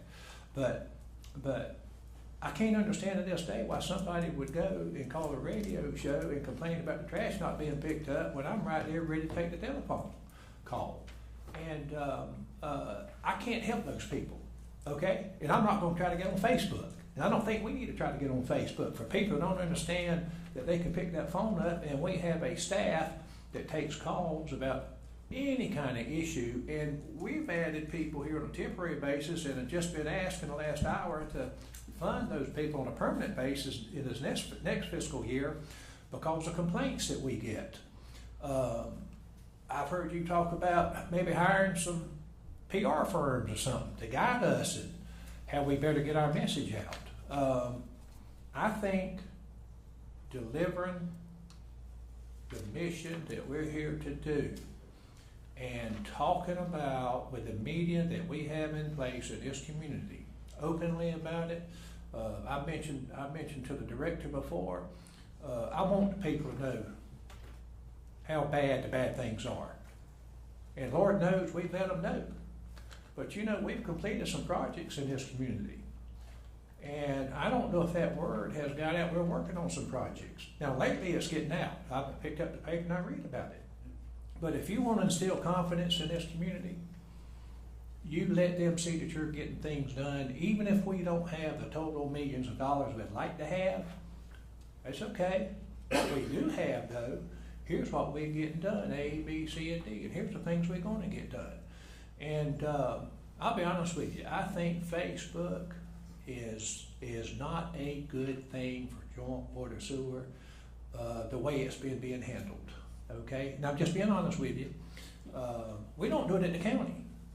And Lord knows, except for those folks that think they have to call the radio station about your trash didn't get picked up, like Scott's going to take care of it. You know, sometimes he knows what to tell people. People get our attention.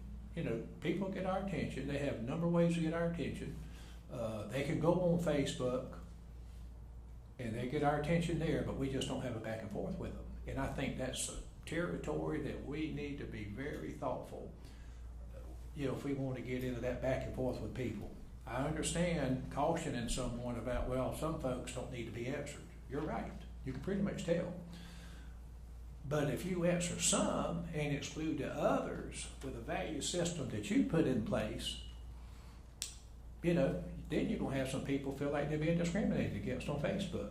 Well, he answers Joe, but he never answers me. And I just think it's problematic. So, but I'm old school.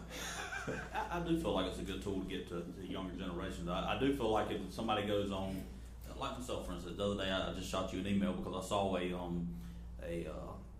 what's a boil water advisory that was near my house, but it didn't say my street. And I just said, hey, does this include my street? I think, you know, going on, I don't have a Facebook, but if I had one going on Facebook Live and posting on there, you know, does this boil water advisory, as it's posted on Facebook, somebody can say, does this also include the street next door? And we can say, no, it only includes, you know, this road. I think that's a good way to get information to some people. I just think we need to hold back on some of the sounding defensive for some of the people just saying, they're just complaining, and they're not complaining about a real world issue, they're just they're being snarky, which is one of the words they use on there.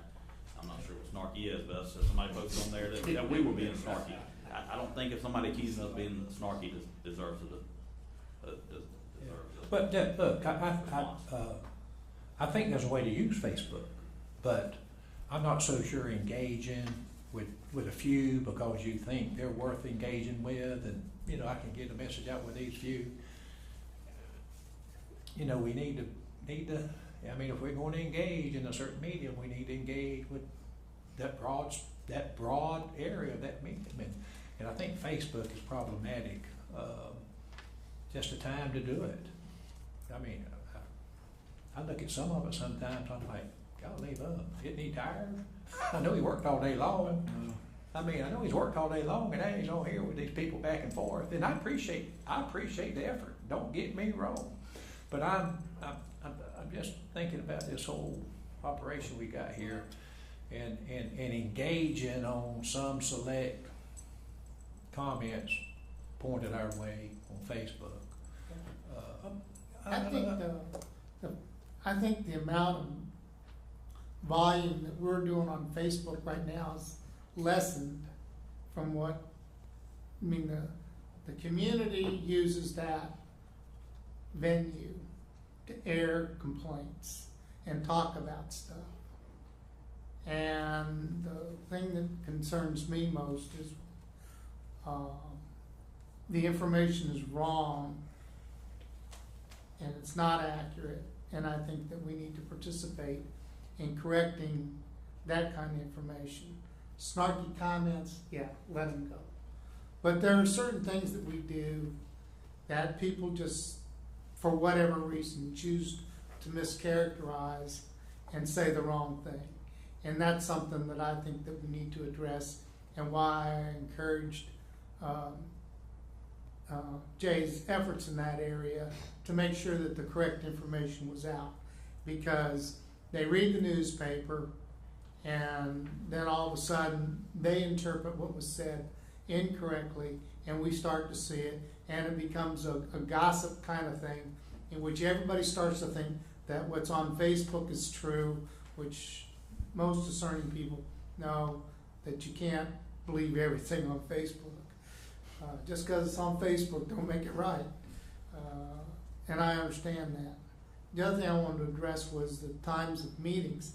I have no objections to meeting in the evenings and having the meetings then, but we have town halls in the meetings. And the town halls, nobody shows up to them either. So that's very difficult for me to say that all of a sudden we'll be meeting a community need by moving our meetings to the evenings. I'm willing to try, I'm willing to look at it, but you know, if we get the kind of participation we get in our town hall meetings, which we do use to tell people about the new rate structure and the things that we're doing, and nobody comes, and then when we do it, everybody's going, why didn't you tell us this? Well, we had our meeting in St. Simons, we had a meeting in Brunswick, just like we're required to do, and nobody came. In fact, many times the people that came are people who had a vested interest, and a lot of them showed up, but they only want to talk about one issue, and that was what they had the personal concern about. So that's kind of where I am on this. Do we need to work on our branding? We need to get our story out, and I agree wholeheartedly. Just telling our story and not getting things done isn't going to help us, because our actions have to match our words. So if we're saying we're doing something, we got to be doing something. And I think that we have not promoted as well as I would like the efforts that we have had in doing the SPLOS projects. We're rolling right along. We're meeting our gates of the timelines we set, if I understand correctly. We've released taps from when we closed down the North Mainland. We're doing it, and then that went out. I don't know that I've seen that in social media. I don't think I've seen it in the newspaper. So, you know, I'm going, there's something else we didn't get advertised. Well, you can get a tap now. Well, Go ahead. Mr. Chairman, just look at the next agenda item. We've got some good reports here about things getting done. Okay? I think the message should be the product we're providing. Everybody in this community, they get safe drinking water every day. And every month, all of our treatment plants are meeting their permits. And we've got a very good staff that's working real hard. They're fixing leaks when they need to fix leaks. And we've gotten good letters, but you know, we get very few complaints. The number of complaints we get is very small compared to the number of customers we serve. Correct. And if we just tell them the good things about what we do and realize that there's always gonna be complainers. But we're providing a good product and we've got employees that are working hard. And I think the community needs to recognize that and appreciate them. Yes, sir. And regarding the meeting, some people responding to some people on Facebook, not others. Sometimes as simple as, I'm sorry we didn't meet your expectations, closes it. We don't have to go into details, just, you know, I mean, sometimes just a simple, you know, we don't have to accept fault, just, you know, I'm sorry we didn't meet your expectations. That was the original tact, was to consider every post on Facebook was the same as a phone call. But then we started realizing that if somebody called me and cussed me out, I wouldn't stay on that call long either. So we stopped spending a lot of time responding in vivid detail about how. There's some vivid detail on some of the threads, though. Mr. Chairman, I recall on sometimes back, when we had some correspondence back with the individuals, public, that we lost a director doing that. So, you know, the things on the Facebook and all, I don't get on it. I wouldn't recommend it. I wouldn't recommend, like I say, the correspondence back and forth with. I mean, it's just my opinion. We do a good job, and I think that it should be noted out there, but I'd be very careful of what I put out there. Well, as directors, we have to be very careful. As directors. As anybody. Yeah, and, yeah. The metaphor that I use is like putting Armor All on your dashboard and your tires. If you stop doing it, what's going to happen? It's going to crack. We're at a spot, and we've had that struggle internally, especially with Mr. Junkin and Mr. Burrows. We have spent many hours debating whether we should continue down this course or back off. And the reality is, we now have a trust relationship with people in the community. Not only those that appreciate us and sometimes get frustrated, not only those that we have at times considered trolls because they're just picking a fight, but also with those that see the commentary and recognize that we're engaging but don't comment.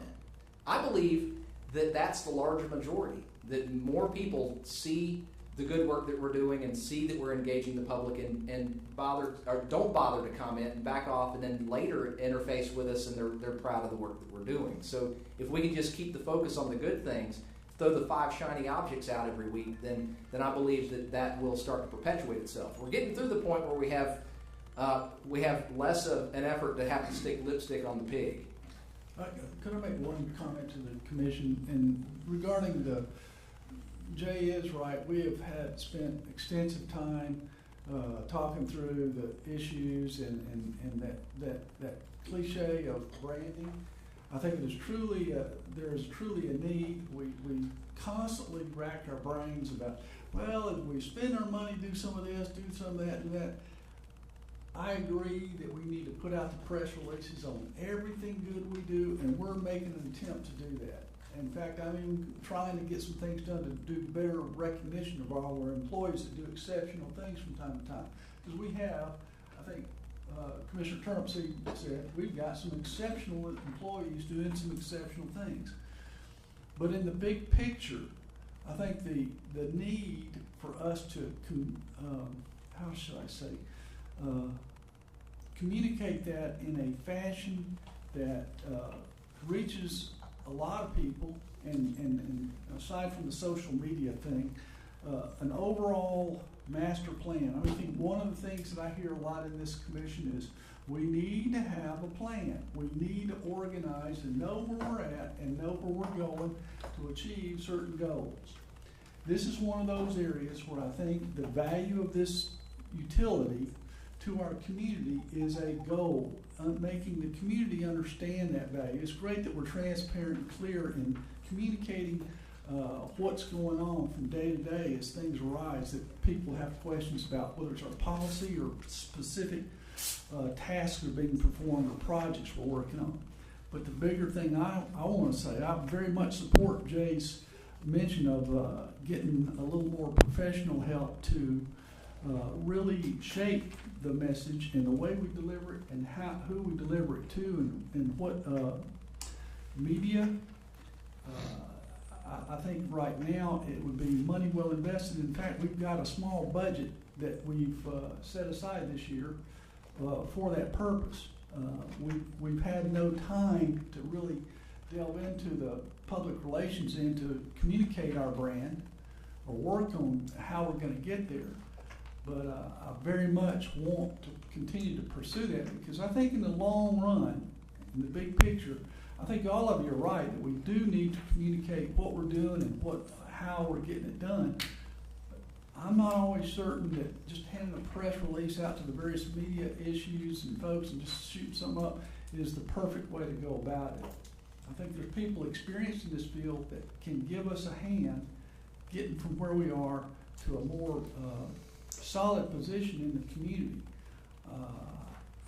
I don't know, I hear sometimes we're thought of as dogs out there in the community as a whole. If that's the truth, we need more help than what we're getting right now. We need to take a stronger approach. And I think what Jay's offered today is certainly a step in that direction. You know, we've made no commitments to do anything with anyone, but I certainly want to continue to look at that as an option. Well, Mr. Jenkins, I professionally disagree with you on that. I don't think we need to spend more money for a consulting agency to tell us. Basically, we seem to know exactly what we want to do. We're just not doing some of the things. No, I think Commissioner Browning said it best, or Commissioner Turnipseed said, we're in the business of providing good water and providing good service. Okay, and those are things that we should do. Our service should be what we're doing. Now we have done a lot of things with our customer service, and we got our calls down and so forth. And that's what Jay was tasked to do, and we've done some of that. But now we seem to be we're going to wrap up more and more and more. And what's happening to me seems to be that we are building our utility more so than trying to service our customers. And it also seems to me also that Facebook's is becoming our complaint system. We're using that as to answer our complaints, the complaints that comes in, instead of having a model complaint system or something internally. We don't have that. But, it's all right to have, to satisfy those complaints that come in that way. We get the chance to answer those things. But I don't think that we need to continue to try to build this organization on the backs of the small people who try to pay, especially the ones who are in arrears right now. Anyhow, so I don't think that's the way we need to go right now. I don't think we're talking about spending, hundreds of I'll tell you what, we pay Jay a lot of money. Right. But Now, if we decide to take half of his salary, we decide to take some of his money and put to the agency. I think that may be a good idea. However, but we're paying him to do a service, and he's done a great job. Okay, and so basically, I don't think we need to keep paying. Now, he told me. Well, he said to us that he went out and he talked to these agencies, and they gave him some good advice. Now, maybe we need to try to implement some of those things internally. We can. But we're going to keep hiring and keep hiring. We need to hire some more customer service people. Pretty soon we're going to price ourselves way out until we won't be able to, we'll be chasing our own tail. We'll be trying to get money in so we can help pay our employees so we can keep going. Realizing our customer base is we got to look at who's paying, our customer base, what's happening. We're going to start raising our rates so high till we won't be able to sustain ourselves anyhow. So we got to look at that too. I mean, this is the whole thing. We got to look at it in those terms, really. That's all I got. Yeah, Let me respond to a couple of those things, because one of the things we're talking about pricing ourselves out. Certainly Jay has, added 3 employees. There were vacancies that were programmed for another issue. We did not add cost beyond what we were already doing. That was a great move, great work, teamwork. As far as working within the organization to look at the total picture of our resources to get the most out of them we could. So we're not out there flooding the cost with new added costs. So, but that meant that those three people, they really weren't needed then, in a sense. No, that's not Well, true. you said, they're not being filled by that division, so evidently they wasn't needed. No, that's not true. It's a lack of labor. I'm saying, well, you moved it over, but what you said, it really wasn't needed for that division. Because he split them over to something else. I begged for them. There's a case where if you're not using it, you're not needed. For every case, when you've got limited resources, but you have needs greater than those resources, Right, I know that. you make the best decision you can based on the need. Right. And this is a case where he needs help, but the immediate demands and the long-term demands for this utility were that we get those customer service call people, which is standard in most utilities, water and sewer utilities. It was not Derek doesn't need those. I understand that. I understand the decision you had to make. That's really good. Well, it could have been a decision, well, you know what? We don't have the money, so let's cut those 3 positions too. Could have been the same thing in a sense. But, we made the decision to transfer them over to customer service because we get better utilization from them, which is good. That's a good decision. But Well, you have to look at the community was hollering at us because we weren't answering the phone. right, we took care of that. And that had to be taken care of. And that's the trade-off the executive director made. So what is the community saying nowadays? We need to go out and brand ourselves. We need to go out No, I and wouldn't say get the more. community's saying anything in that respect. We're just looking at it so that we're maybe a step ahead of where we need to go in the future. Well, I think our priority now is to get some of these arrears back up. Get people to stop paying. Absolutely. So that should be our priority versus now bringing in people to tell us, well, we got to go here. And then if the agency tell us, well, you need to spend dollars making your brand go right here, we can't do that. Well, if I might add, I'm not saying that. they're not mutually exclusive. The first initiative for the advertising campaign, no lie, is to push out a message via radio and print that we would rather you sign up a payment plan than us come disconnect you. So that's a script I've already prepared, a 30-second slot that I would love to start running next week because I don't have the staff to disconnect 4,300 people. I would rather you come in and sign up a payment plan and we can get our cash flow going. Well, again, a lot of those people are going to be 4,500 people a month.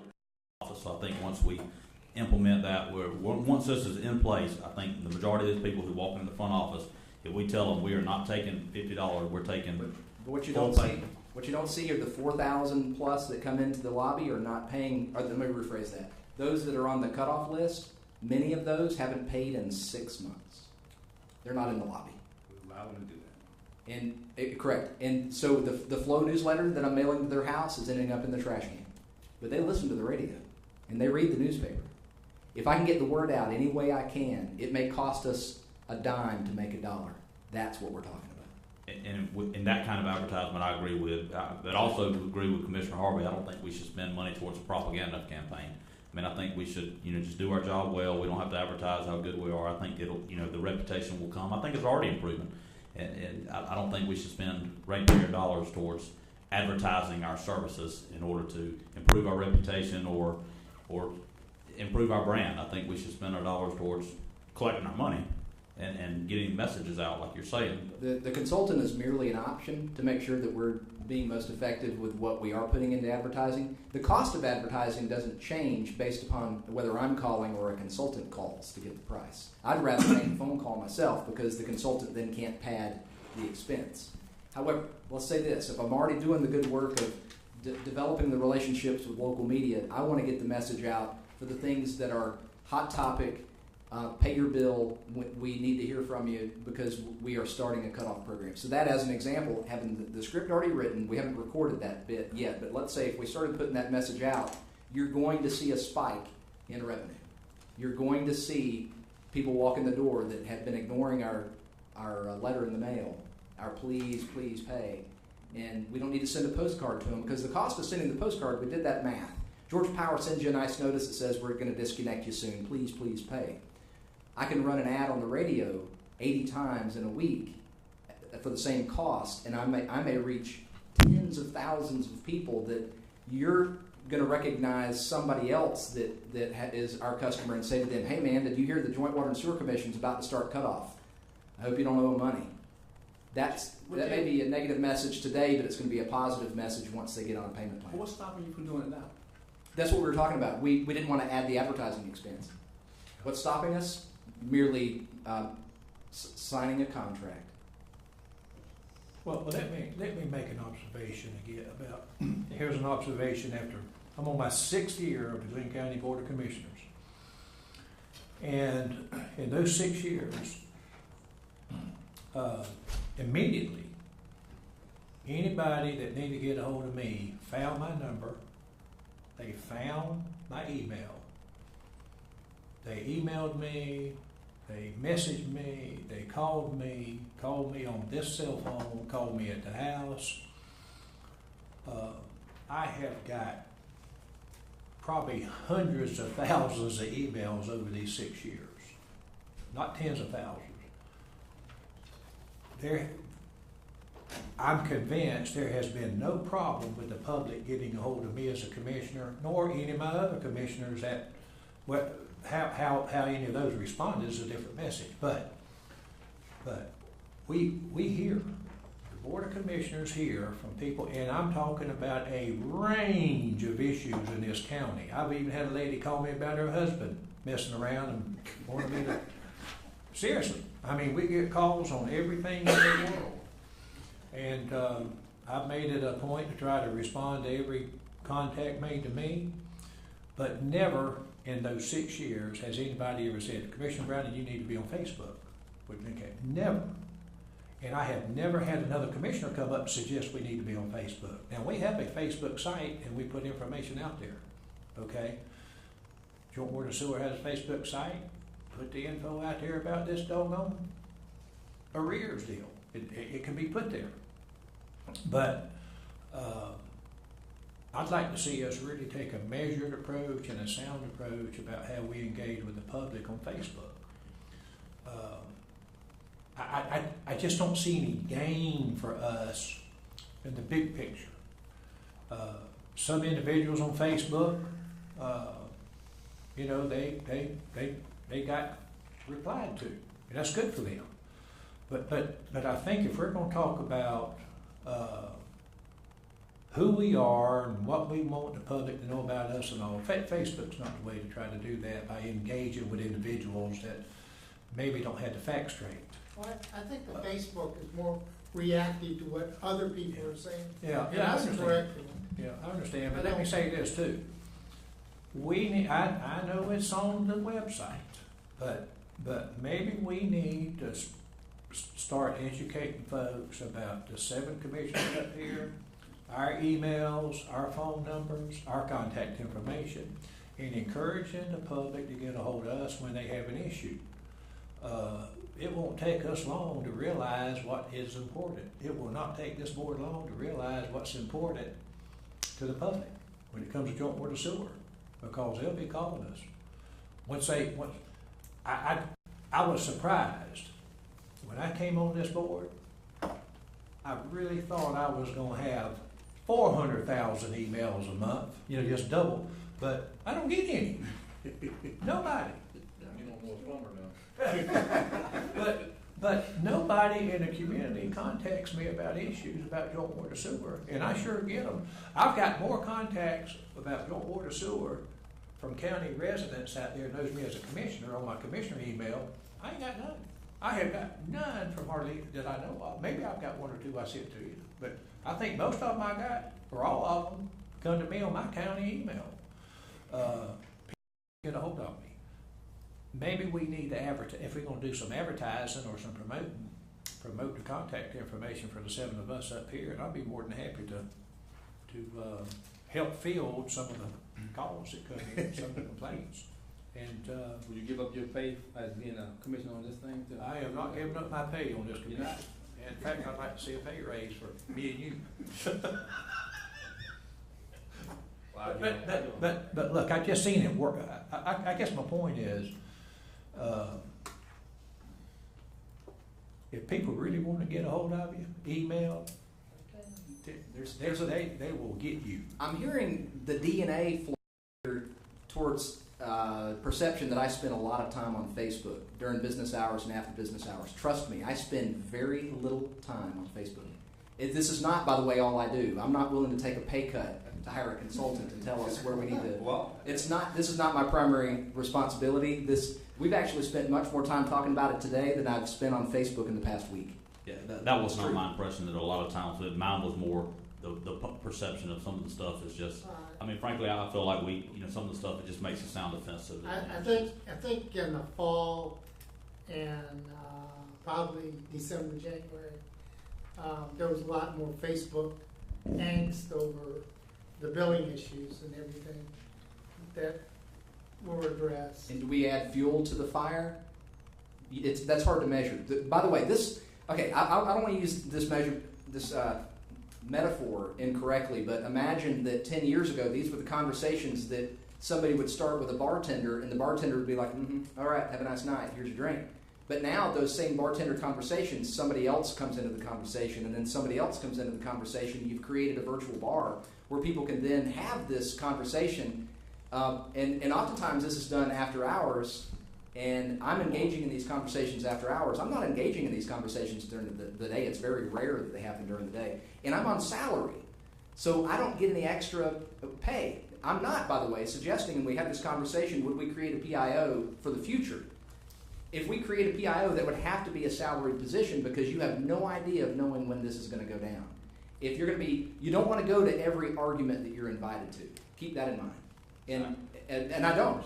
So there are some conversations that start with people that, and if I had in my mind a list, I'd say there's half a dozen people that I know as soon as I see their name, they're probably just starting to, they're trying to start an argument. That's where the snarky comes in. And that's what I'm saying. Just don't reply to them. Just let all that go. So we have getting in the barroom conversations in a public format. Right. And it turns into a bar fight. Right. It turns into a bar fight. So Chairman Elliott caught me early on having communications with some people that I had to dial back that communications because it's not helpful. It's not productive. It doesn't add anything to the organization's image. It doesn't add anything to my life. But I have created some authentic, valuable relationships with people through that social media experience. And I'm a bald guy. I'm an older guy. I'll be 42 this year. I know, right? And I'm on the cusp of not getting social media. I get it. I came to help you along. I can't imagine. I need more caffeine. But I say all that to say that I'm engaged with people that are older than me. This, on Facebook especially, has an older demographic. These groups are older people that I believe that we're developing a relationship with. That it would be hard for me to turn the three in the call center, by the way, to daily social media engagement experts. We need to kind of wrap this up. I agree. I think so. Thank you. Okay, thank you very much, Jay. Yeah, we'll let it go. I'll let you. Thank you very much, sir. Thank you. You're almost asleep. Sleep through that. And Jay said he's going to be brief on this part. He did. He said he's gonna be brief. Well, it was a good discussion. We got a good airing of people's opinions. All right, Mr. Chairman. I really appreciate the opportunity to present to the board once a month at least the progress we've made on our projects. We've heard a lot of comments on plans and planning construction. Our motto is plan to work and work to plan. So tonight we get to showcase some of the projects that you should be very proud of as a commission and accomplishing. I'll talk about those, and I'll skip over the ones that are really nothing to report. Try to be brief. There's some exhibits attached. As always, we have an overall vicinity map that shows locations of all the projects that are to be addressed. There's also a couple sheets from Mansfield Street project, and there's also a 11 by 17 sheet for Pump Station 4048 project. I'll talk about all those as we move along through. First project is 232 State Route 99 waterline extensions. We are closing in on finishing phase 2 of that, which will actually loop the water system all the way from Spur 25, Green Swamp Road to Sterling to McKenzie. And we've been in a lot of close interaction, I'll say, with Georgia DOT here recently, trying to complete that section. We've been in a lot of conversation with Georgia Pacific. They've got some planned plant improvements there off 99. They're very excited to become potential customers with us. And also with them, we're looking at obtaining an easement across their property, and also with Seaboard Construction the same. Yes, sir. That last bullet point, JWSC agreement to relocate water main within GDOT right of way if required due to road widening. Yes, sir. Is that pipe in the ground? That is pipe in the ground, sir. That's Pipe in the ground. that is So- pipe in the ground. Okay, so what you're saying there is one day when they four-lane that road, we have to. Absolutely. So a little history on that, thank you, Commissioner Brown, for mentioning that. I always like to point out, as in every report, I put an asterisk beside that little note, so all the commissioners are well aware of that caveat with this project. When this thing was, there was a long history. This goes back many, many years, trying to get that water line done, from what I understand. Georgia DOT did not want that water line in their right of way. Private easements outside the right of way were pursued. There was not a lot of success in obtaining all the necessary private easements. Georgia DOT eventually agreed to let the water line go in the back 5 feet of the right of way, and it was very stringent requirement put in there with the caveat that if the right of way was ever expanded, or 4-lane, State Route 99 were ever be 4-lane, as we would be permitted, only existing in the right of way by permit, we would have to relocate at our own cost that water main. That was expressed before the project was bid, et cetera. The conditions were very well placed out there for everyone to be aware of. And it was decided at that time, by leadership, to move forward with the project, knowing that. So is there any plans to expand 99? Well, DOT does have plans to expand 99. The question's been to which side will it expand? That's still not exactly determined. It's a wetland issue and whatnot, but they are developing a plan to 4-lane 99. So, yes, that's why that asterisk in that comment is there. Is that PVC and ductile iron where it's in the right of way? PVC's C9, yes. Was that open cut or have to bore it? That section, the section where we're in there right away, the DOT right away, was that an open cut or a bore? It was permitted originally as all open cut, except for a couple wetland crossings. And what we've done to work with DOT and to accommodate existing utilities that are within the space that we're allowed to be in the right of way is switch to directional drilling rather than open cut. Yeah, because we did a change order for that, didn't we? We did, sir. Yeah, Yes, I sir. thought so. Okay. Well, good. That's good news to hear that's done. We're anxious to complete that phase 2. That water line will be completed finally, North Mainland, Former City, and then the last will be the phase 1 that we can always talk about and mention, and we can expect some methodology changes for phase 1 as well. And when that comes. Okay, do we have sewer that services the same area? We have sewer on Chancellor Road. There's some areas, Chancellor is about the furthest west on 99 from the spur that our sewer system extends. Georgia Pacific could reach that sewer down Chancellor Road. Okay, so now that we have this almost done, how are we going to, who do we expect to tap in? I believe the original intent for the project was, there are several beneficiaries, and Commissioner Brown, please, by all means, add to the commentary. You can answer that. Yes, sir. I believe the one large beneficiary would be the industrial area in Sterling. Okay, so there's Georgia Pacific. There's some manufacturing facilities on Green Swamp Road, which currently are being served by that water that's completed on that section, phase 3. The Sterling area, the fire station on Grants Ferry Road, and then also the school system in McKenzie, which they were formerly at the end of a very long dead-end line from the I-95 supply. Yeah, one of the benefits of tying this together, basically what you've done is brought everything up 99 and got over 341 and gone down to McKenzie and tie in the line that comes up from 95 to the school. Those lines are deadheaded, okay? Both those lines, because it went out so far, farther out on the line you get, and it's a deadhead, if you will. It's not a loop, which is what they're working at establish now. The water's deadheaded, and you lose flow, you lose pressure, lose that volume, and so as soon as this is complete, we're gonna have a complete loop, and we should have better pressure, which give us more volume going through the pipes. Well, are there any commercial activities targeted that we can talk to about it? That's a good point to bring up. Matter of fact, we have had several entities come in that are planning on doing somewhat major developments in the Sterling area. So they've been watching this project. I have to believe it may be a factor in their decisions they make as their projects move forward. Yes, there are. I thought there was a business over on Green Swamp Road that wanted water. There are several manufacturing facilities over there, and they are one of the reasons that industrial area, that whole industrial area. How about Georgia Pacific? Are they on this line now? Georgia Pacific, or are they going to go to it? Their plans are to go to it. They're currently not. Their plans are to go to it. That's part of phase 1 that we're going to have to finish once this phase 2 is completed. But they're actually looking at a plant expansion, and they're tossing that around. We met with their engineers and their folks, the representatives. They're tossing around, making a final decision. Do they want to do the plant expansion? This is a very big part of their decision, from what I understand.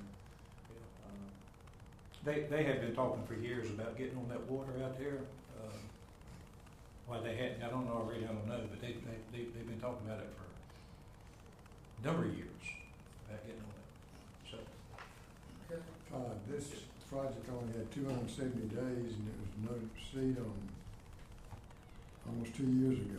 What's the delay for? The delay is when the project took off and construction began. Almost immediately we realized that there were existing utilities that were not picked up on the. Okay, when are we going to complete it, you think? There's a lot of unknowns yet. I hope that phase 2, now they're out there actually fusing the pipe for the completing the phase 2 section last week. And we're working very closely with DOT on getting that finished. I expect that to be done in the next 30 days, I'm hoping. And then we'll have to go back to the drawing board somewhat. We're waiting on some feedback from Georgia Pacific. We've already got our expense, got the easement documents to them, we're waiting on them to approve those and get those signed off, same with Seaboard.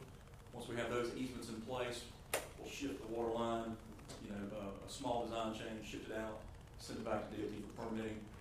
I'm really, with the history of the challenges of this project, it's very difficult to give a firm commitment on there, so I'm hesitant to do that, but I would say within 12 months, I'm sure we'll have phase 1 complete as well. It was, I'm not sure why, but the survey was done differently than, there were 2 different design engineers, and it was some issues. There wasn't a very thorough initial utility locate done to fully understand what was in the right of way and what would be in the way. For sure, many things that we look back on how this was done that projects are not done now. So did we rush into designing it? Is that what you said? We designed it too quick? I don't think there was enough information. It doesn't appear to me there was enough information. So we learned something from it then? I would say yes, sir. Most definitely. Well, this was in design in 12, wasn't it? I think the design, I'm not sure, but I think it was back 12, probably is when it started. It's been an idea for some time, over 10 years. That's amazing. Right. Took that long. John, maybe. This project is actually on the county's Plus 5 list for the joint water. Yeah, treatment it's a plant. SPOS, was a SPOS project? Nice, okay. So when do we think it's gonna be complete, Nate? I certainly hope a very conservative, timeframe within the next 12 months to be done with all phases. And that's just going with, phase 2 within, I would say, the next. So it's gonna take longer than the original contract. Most definitely, yes, sir. Most definitely. I hate to be that honest, but that's all I know to do is be judging on. Well, I know a long experience time with this one. we were held up over the right-of-way issues. Yeah. We actually stopped on the job. We actually demobilized the contractor because there were so many issues developed out in the right of ways, and we just finally decided, we need to send them off. And,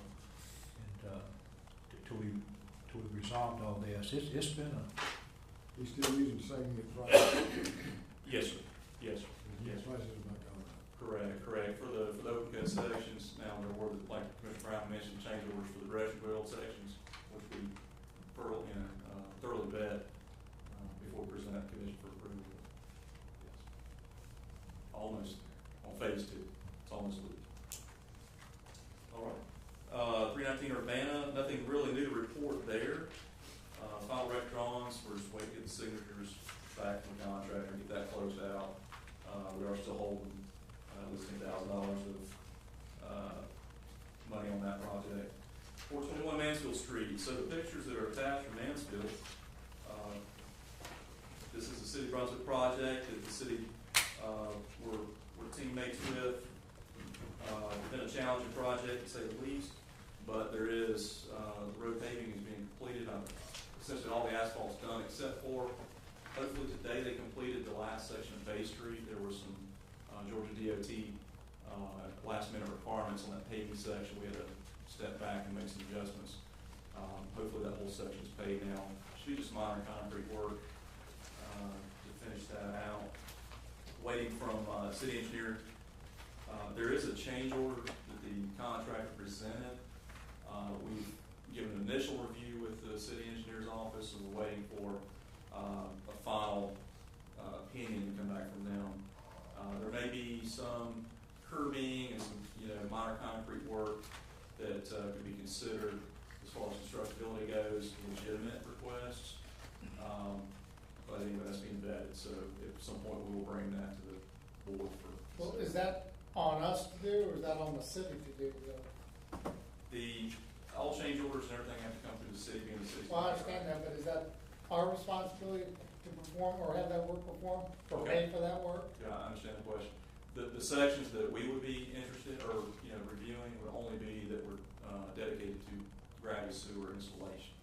So it wouldn't have been for storm drainage. If it's a section that would only be curbing, say, was torn out because of constructability, was only due to gravity installation, then we would be only reviewing those sections.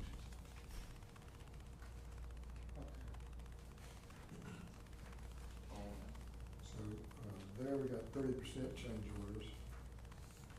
And on the other one is like, 10% change orders. Waiting on more too. Correct. What do we try to shoot for on this? So, What do we try to shoot for on change orders? 0. Always shoot for 0. We tell the engineering companies that, but they won't take it. Yes, sir. Yes, sir. And the contractors. Definitely. Very interesting project. I'll say, I like to call it the archaeological expedition. We got some good photos of old technologies and everything that was dug up along the way. Very interesting. Any more questions on Mansfield Street? Project 503, Canal Crossing Water Force Main. The only thing really mentioned on that is complete. I believe we just have to pay Glynn County for our portion of that. Waiting for a bill from them. Project 701, 4048 Force Main improvements. There's Okay, just a second. Yes. We've been waiting on final drawings now almost 6 months. Who do we need to talk to get the final drawings? We've been working through the county's engineer's office, and we don't have a lot of teeth because we're on direct contract with the contractor on that. Well, I understand that. But I just think 6 months for final drawings, it starts to fall off our radar.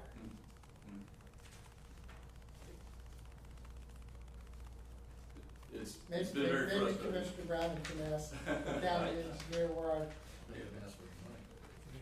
Yeah, it's almost, most projects are like, you get to the end, it's almost like closing, Oh, yeah. closing the deal and getting done is the hardest part at the end for some weird reason. Seems like that's a.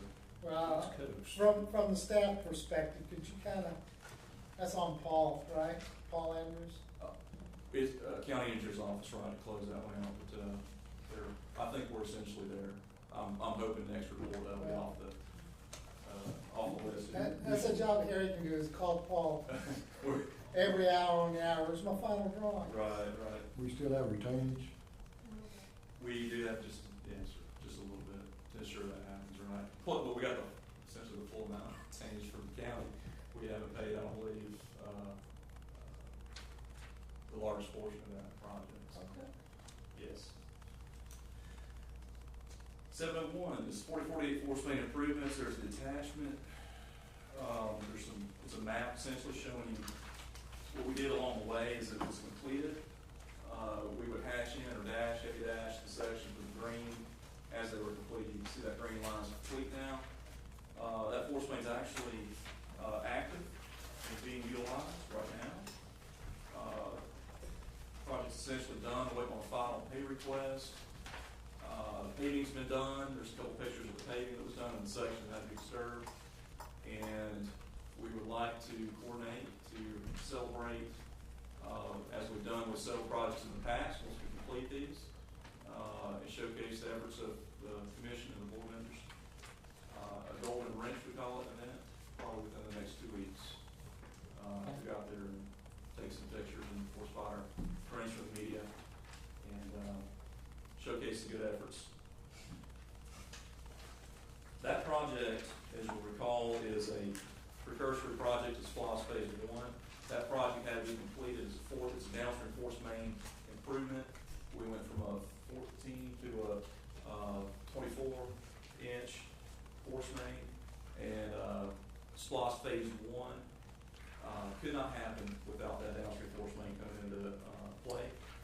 So we'll talk about Oakland Sewer Basin Reroute, Project 702, SPLOST Phase 1. Constantine Contractors, design build crew, doing that work. And February 22nd, we had a memo that we sent out that announced to our customers and community that we have a limited amount of North Mainland capacity once again available. That was on the 22nd. I believe all the commissioners got copies of that. I believe it was posted about everywhere we needed to post the thing. I believe it was in the mission in the paper and whatnot. Mr. Junkin, I'll yield to you to talk about that if you'd like, and then we'll I announce can it. talk about it later, but Okay. based all, the memo went out, we basically, in the situation at this point where, for all those that had been in, arrears with quotes or waiting for the capacity to free up, we've got more than enough capacity for those folks. The statement I made when in talking to the media was that we aren't ready to go out there and commit to any new 200 or whatever tap or lot subdivisions. We want to finish up a little bit of remaining work, do the final drawdown test after the final steps are completed, and see what our actual additional capacity is before we start letting floodgates come in. Now, the one thing I did try to stress was that that's just a few weeks down the road, and there's no crisis of demand. If somebody were to show up needing some taps right now, unless they wanted the world, we're ready to go for them. We'll have a better picture of that, like I say, in a few weeks to know exactly what we got. But I do anticipate, based on historical demand out in the North Mainland area, that we'll generate at least enough capacity to go for another 2 to 3 years under normal demand rates, allowing us plenty of time to finish up on the other portion of SPLOST North Mainland sewer improvements and get us the big payload as far as future capacity. Good deal. Yes, sir. So definitely, Mr. Junkin said, good news for the community. Since the memo went out, we've actually had 12 new customers come on board with new taps in North Main. So it hasn't been thousands and thousands of new customers, but we have seen an uptick in the folks wanting to tie on. It's also allowed some folks that had taken the risk of getting a building permit with the knowledge that they may not be able to tie in, now they can get their COs to tie in. So great news for the community there. As Mr. Jenkins said, that project will be completed, we're hoping, in April. There's been a few delays, weather, et cetera, and some supply issues. So final completion of that project, and we'll have that final surplus capacity developed at that point.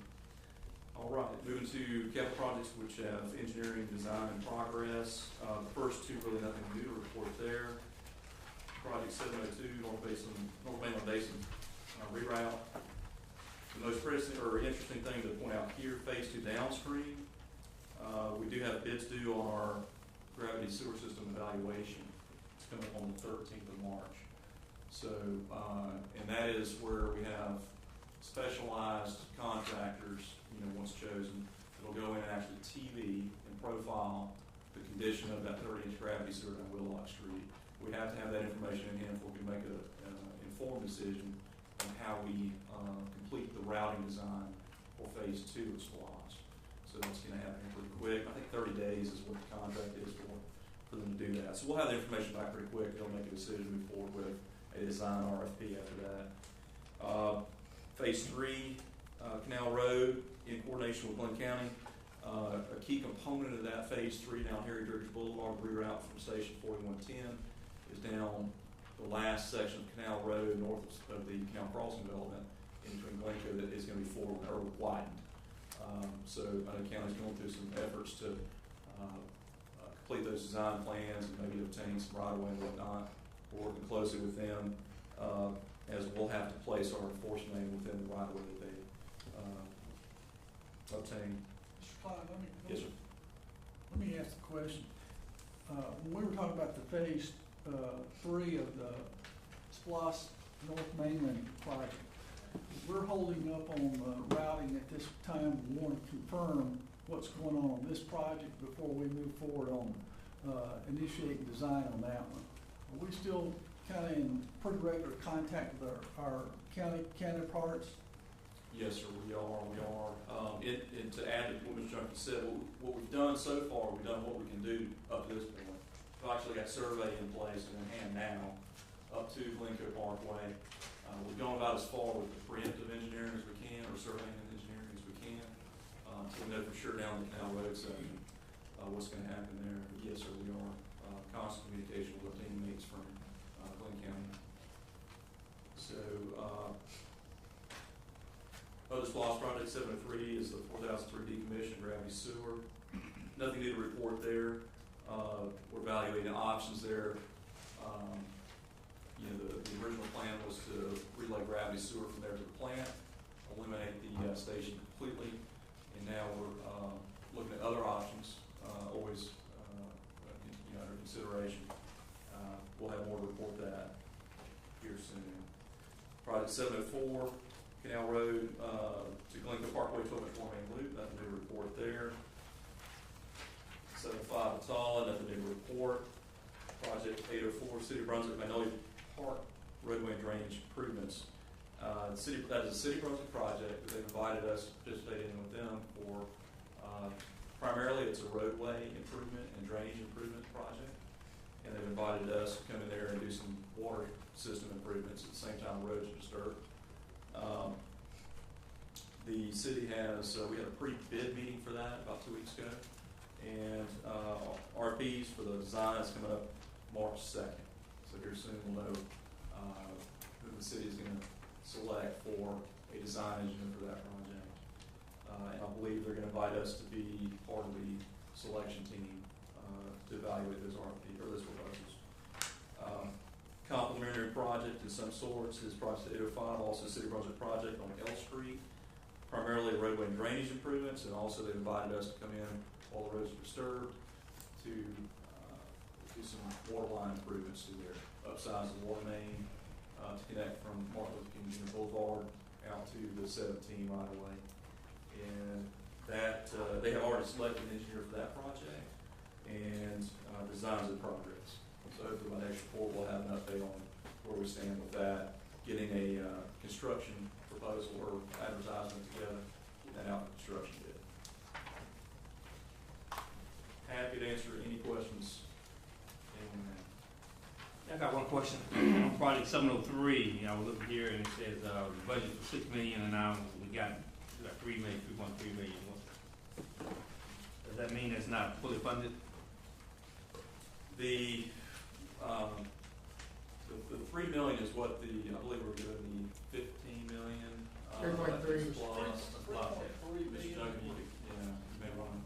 There was 3.3 million, that was actually approved in the SPOS. Right. And I was gonna talk to that in a minute. Okay. But the remaining budget was based on the current configuration there, and, staff has actually come up with a good alternative that will eliminate, yes, it was initially underfunded based on the original design, Okay. but I think the creative work these guys have done, we may even come in under the actual SPOS budget, with the new design. Okay, I just look different. Jumps off the page. Yeah, Yes, yeah. sir. It does, doesn't it?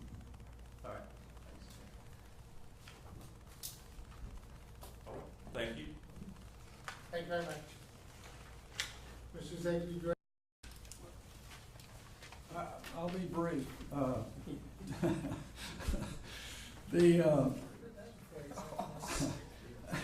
It's starting to go around. One of the things that we talked about today was the SPOS, and we are making, I thought, commendable progress on getting the capacity out, turning the builders loose, and allowing development to start to resume out on North Mainland. I think for educational purposes, a couple of commissioners have asked me about what all was funded and how was it funded in the SPLOS resolutions that were passed. And I've got copies today that I wanted to hand out for anybody that didn't already know. I know most of you do, but I know our two new commissioners maybe don't have a detailed knowledge, and this is for them or anyone else. The other thing I wanted to mention, again, we're still working, Commissioner Browning, on developing a means to more securely review new developments. Now, one of the issues that's been ongoing for a few months now is whether we're given adequate information or whether the way in which we're reviewing is placing us in maybe an overly conservative position. We're looking at it, we're arranging to get data to help us review the process. We're working with county staff members to facilitate this and get us to a point where maybe we can make sure that we're not overly conservative, but we're not underrating the need or the liability that we're taking on. But we're actively working on something I think that will improve the ability to get all parties considered the information they need to know what the risks are and when we turn folks loose on our review of a new development. I don't exactly understand what you're saying. Well, right now, not getting into tons of details, one of the things we look at is, okay, if there's so much capacity in a given area, somebody walks in on a certain sewer subbasin, generally we don't have a problem with our water systems, it's the sewer. It's the sewer capacity.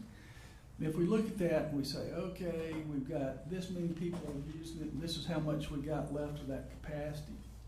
We start looking at, okay, how many other lots are out there already in that area that are committed? They aren't built out, they aren't using capacity, but they've got vested rights. We've got to find a way, and especially in those areas where basically construction, short and long term, is drizzled out or slowed down to such a rate that it's no longer it seems very overly conservative to take into account every single lot in those subdivisions.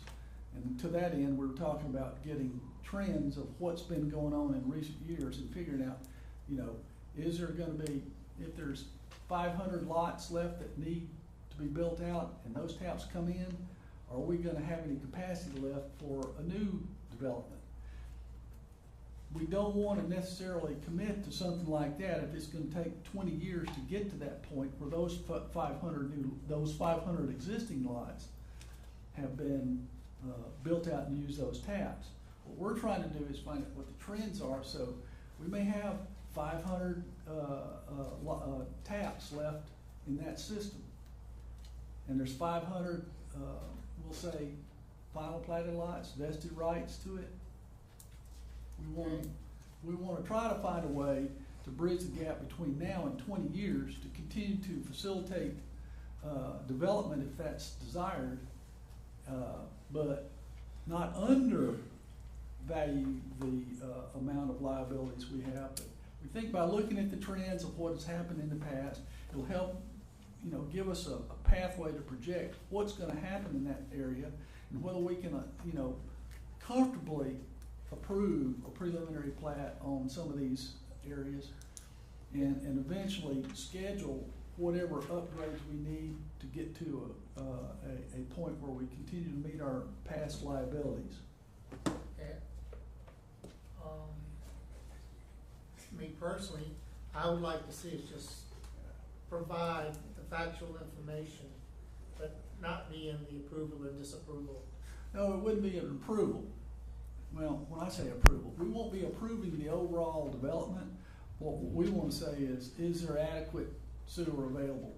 Right now, our position is extremely conservative. Maybe we can find a place, a middle ground. In the fact that we're saying that sewer's at capacity, therefore not available? We're saying that there is potentially more committed capacity than we have available if we allow the new developments being proposed in a given situation. But we know in some situations in our community, the areas where those committed or vested rights are, the timeline for those folks actually taking advantage, if ever, is way out there. In the meantime, we're sitting on assets that are underutilized. We're going to executive session. Let's have a little discussion on vested rights. Okay. And what we're meaning by that. That's fine. Anyway, we're working with the county to try to work through those details and come up with a plan that will help out in that regard. The other thing I wanted to make mention of, and I've talked about the superior efforts of a lot of our folks. I'm trying to start to get the staff to help me document things that I note that they do, and I'm going to start bringing information to you all as the information gets to me on these things, both in the customer service and in a cost-cutting way, because we've got folks that we've made the emphasis to our staff that we want to look at every opportunity, and as I mentioned at the last meeting, find the nickels and dimes in the couch cushions to reduce our cost.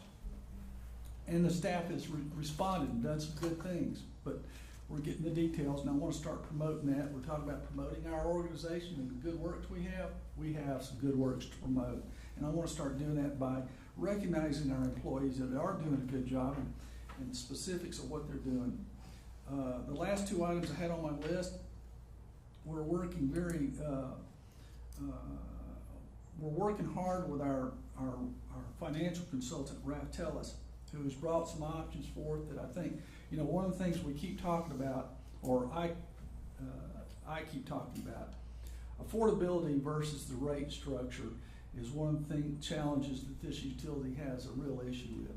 I think that Ralph Tellis has brought together some alternatives. One in particular, I think this is going to be should be a good fit to help us meet some of those needs. The majority of our customers could live with. We're still working with city and county officials to get the operating agreement changed to facilitate that, and I hope to bring that forth pretty quickly. We've got a follow-up meeting with our consultant next week to go over some tweaks we asked him for in the previous meeting a couple of weeks ago. And I guess I already mentioned the fact that we're gonna start doing, employee recognition for superior work. And other than that, that's my update for the day. Commissioners, questions? Okay, I'm not gonna have an update. We need to go into executive session. May I have a motion to go into executive session? So move. Second. All in favor, please raise your right hand. Okay, I don't think there's anything coming out of it, vote what, Charlie? No, we're going in for, Yeah, litigation, yes. that's correct. Oh, okay, I guess I didn't say litigation. Thank you.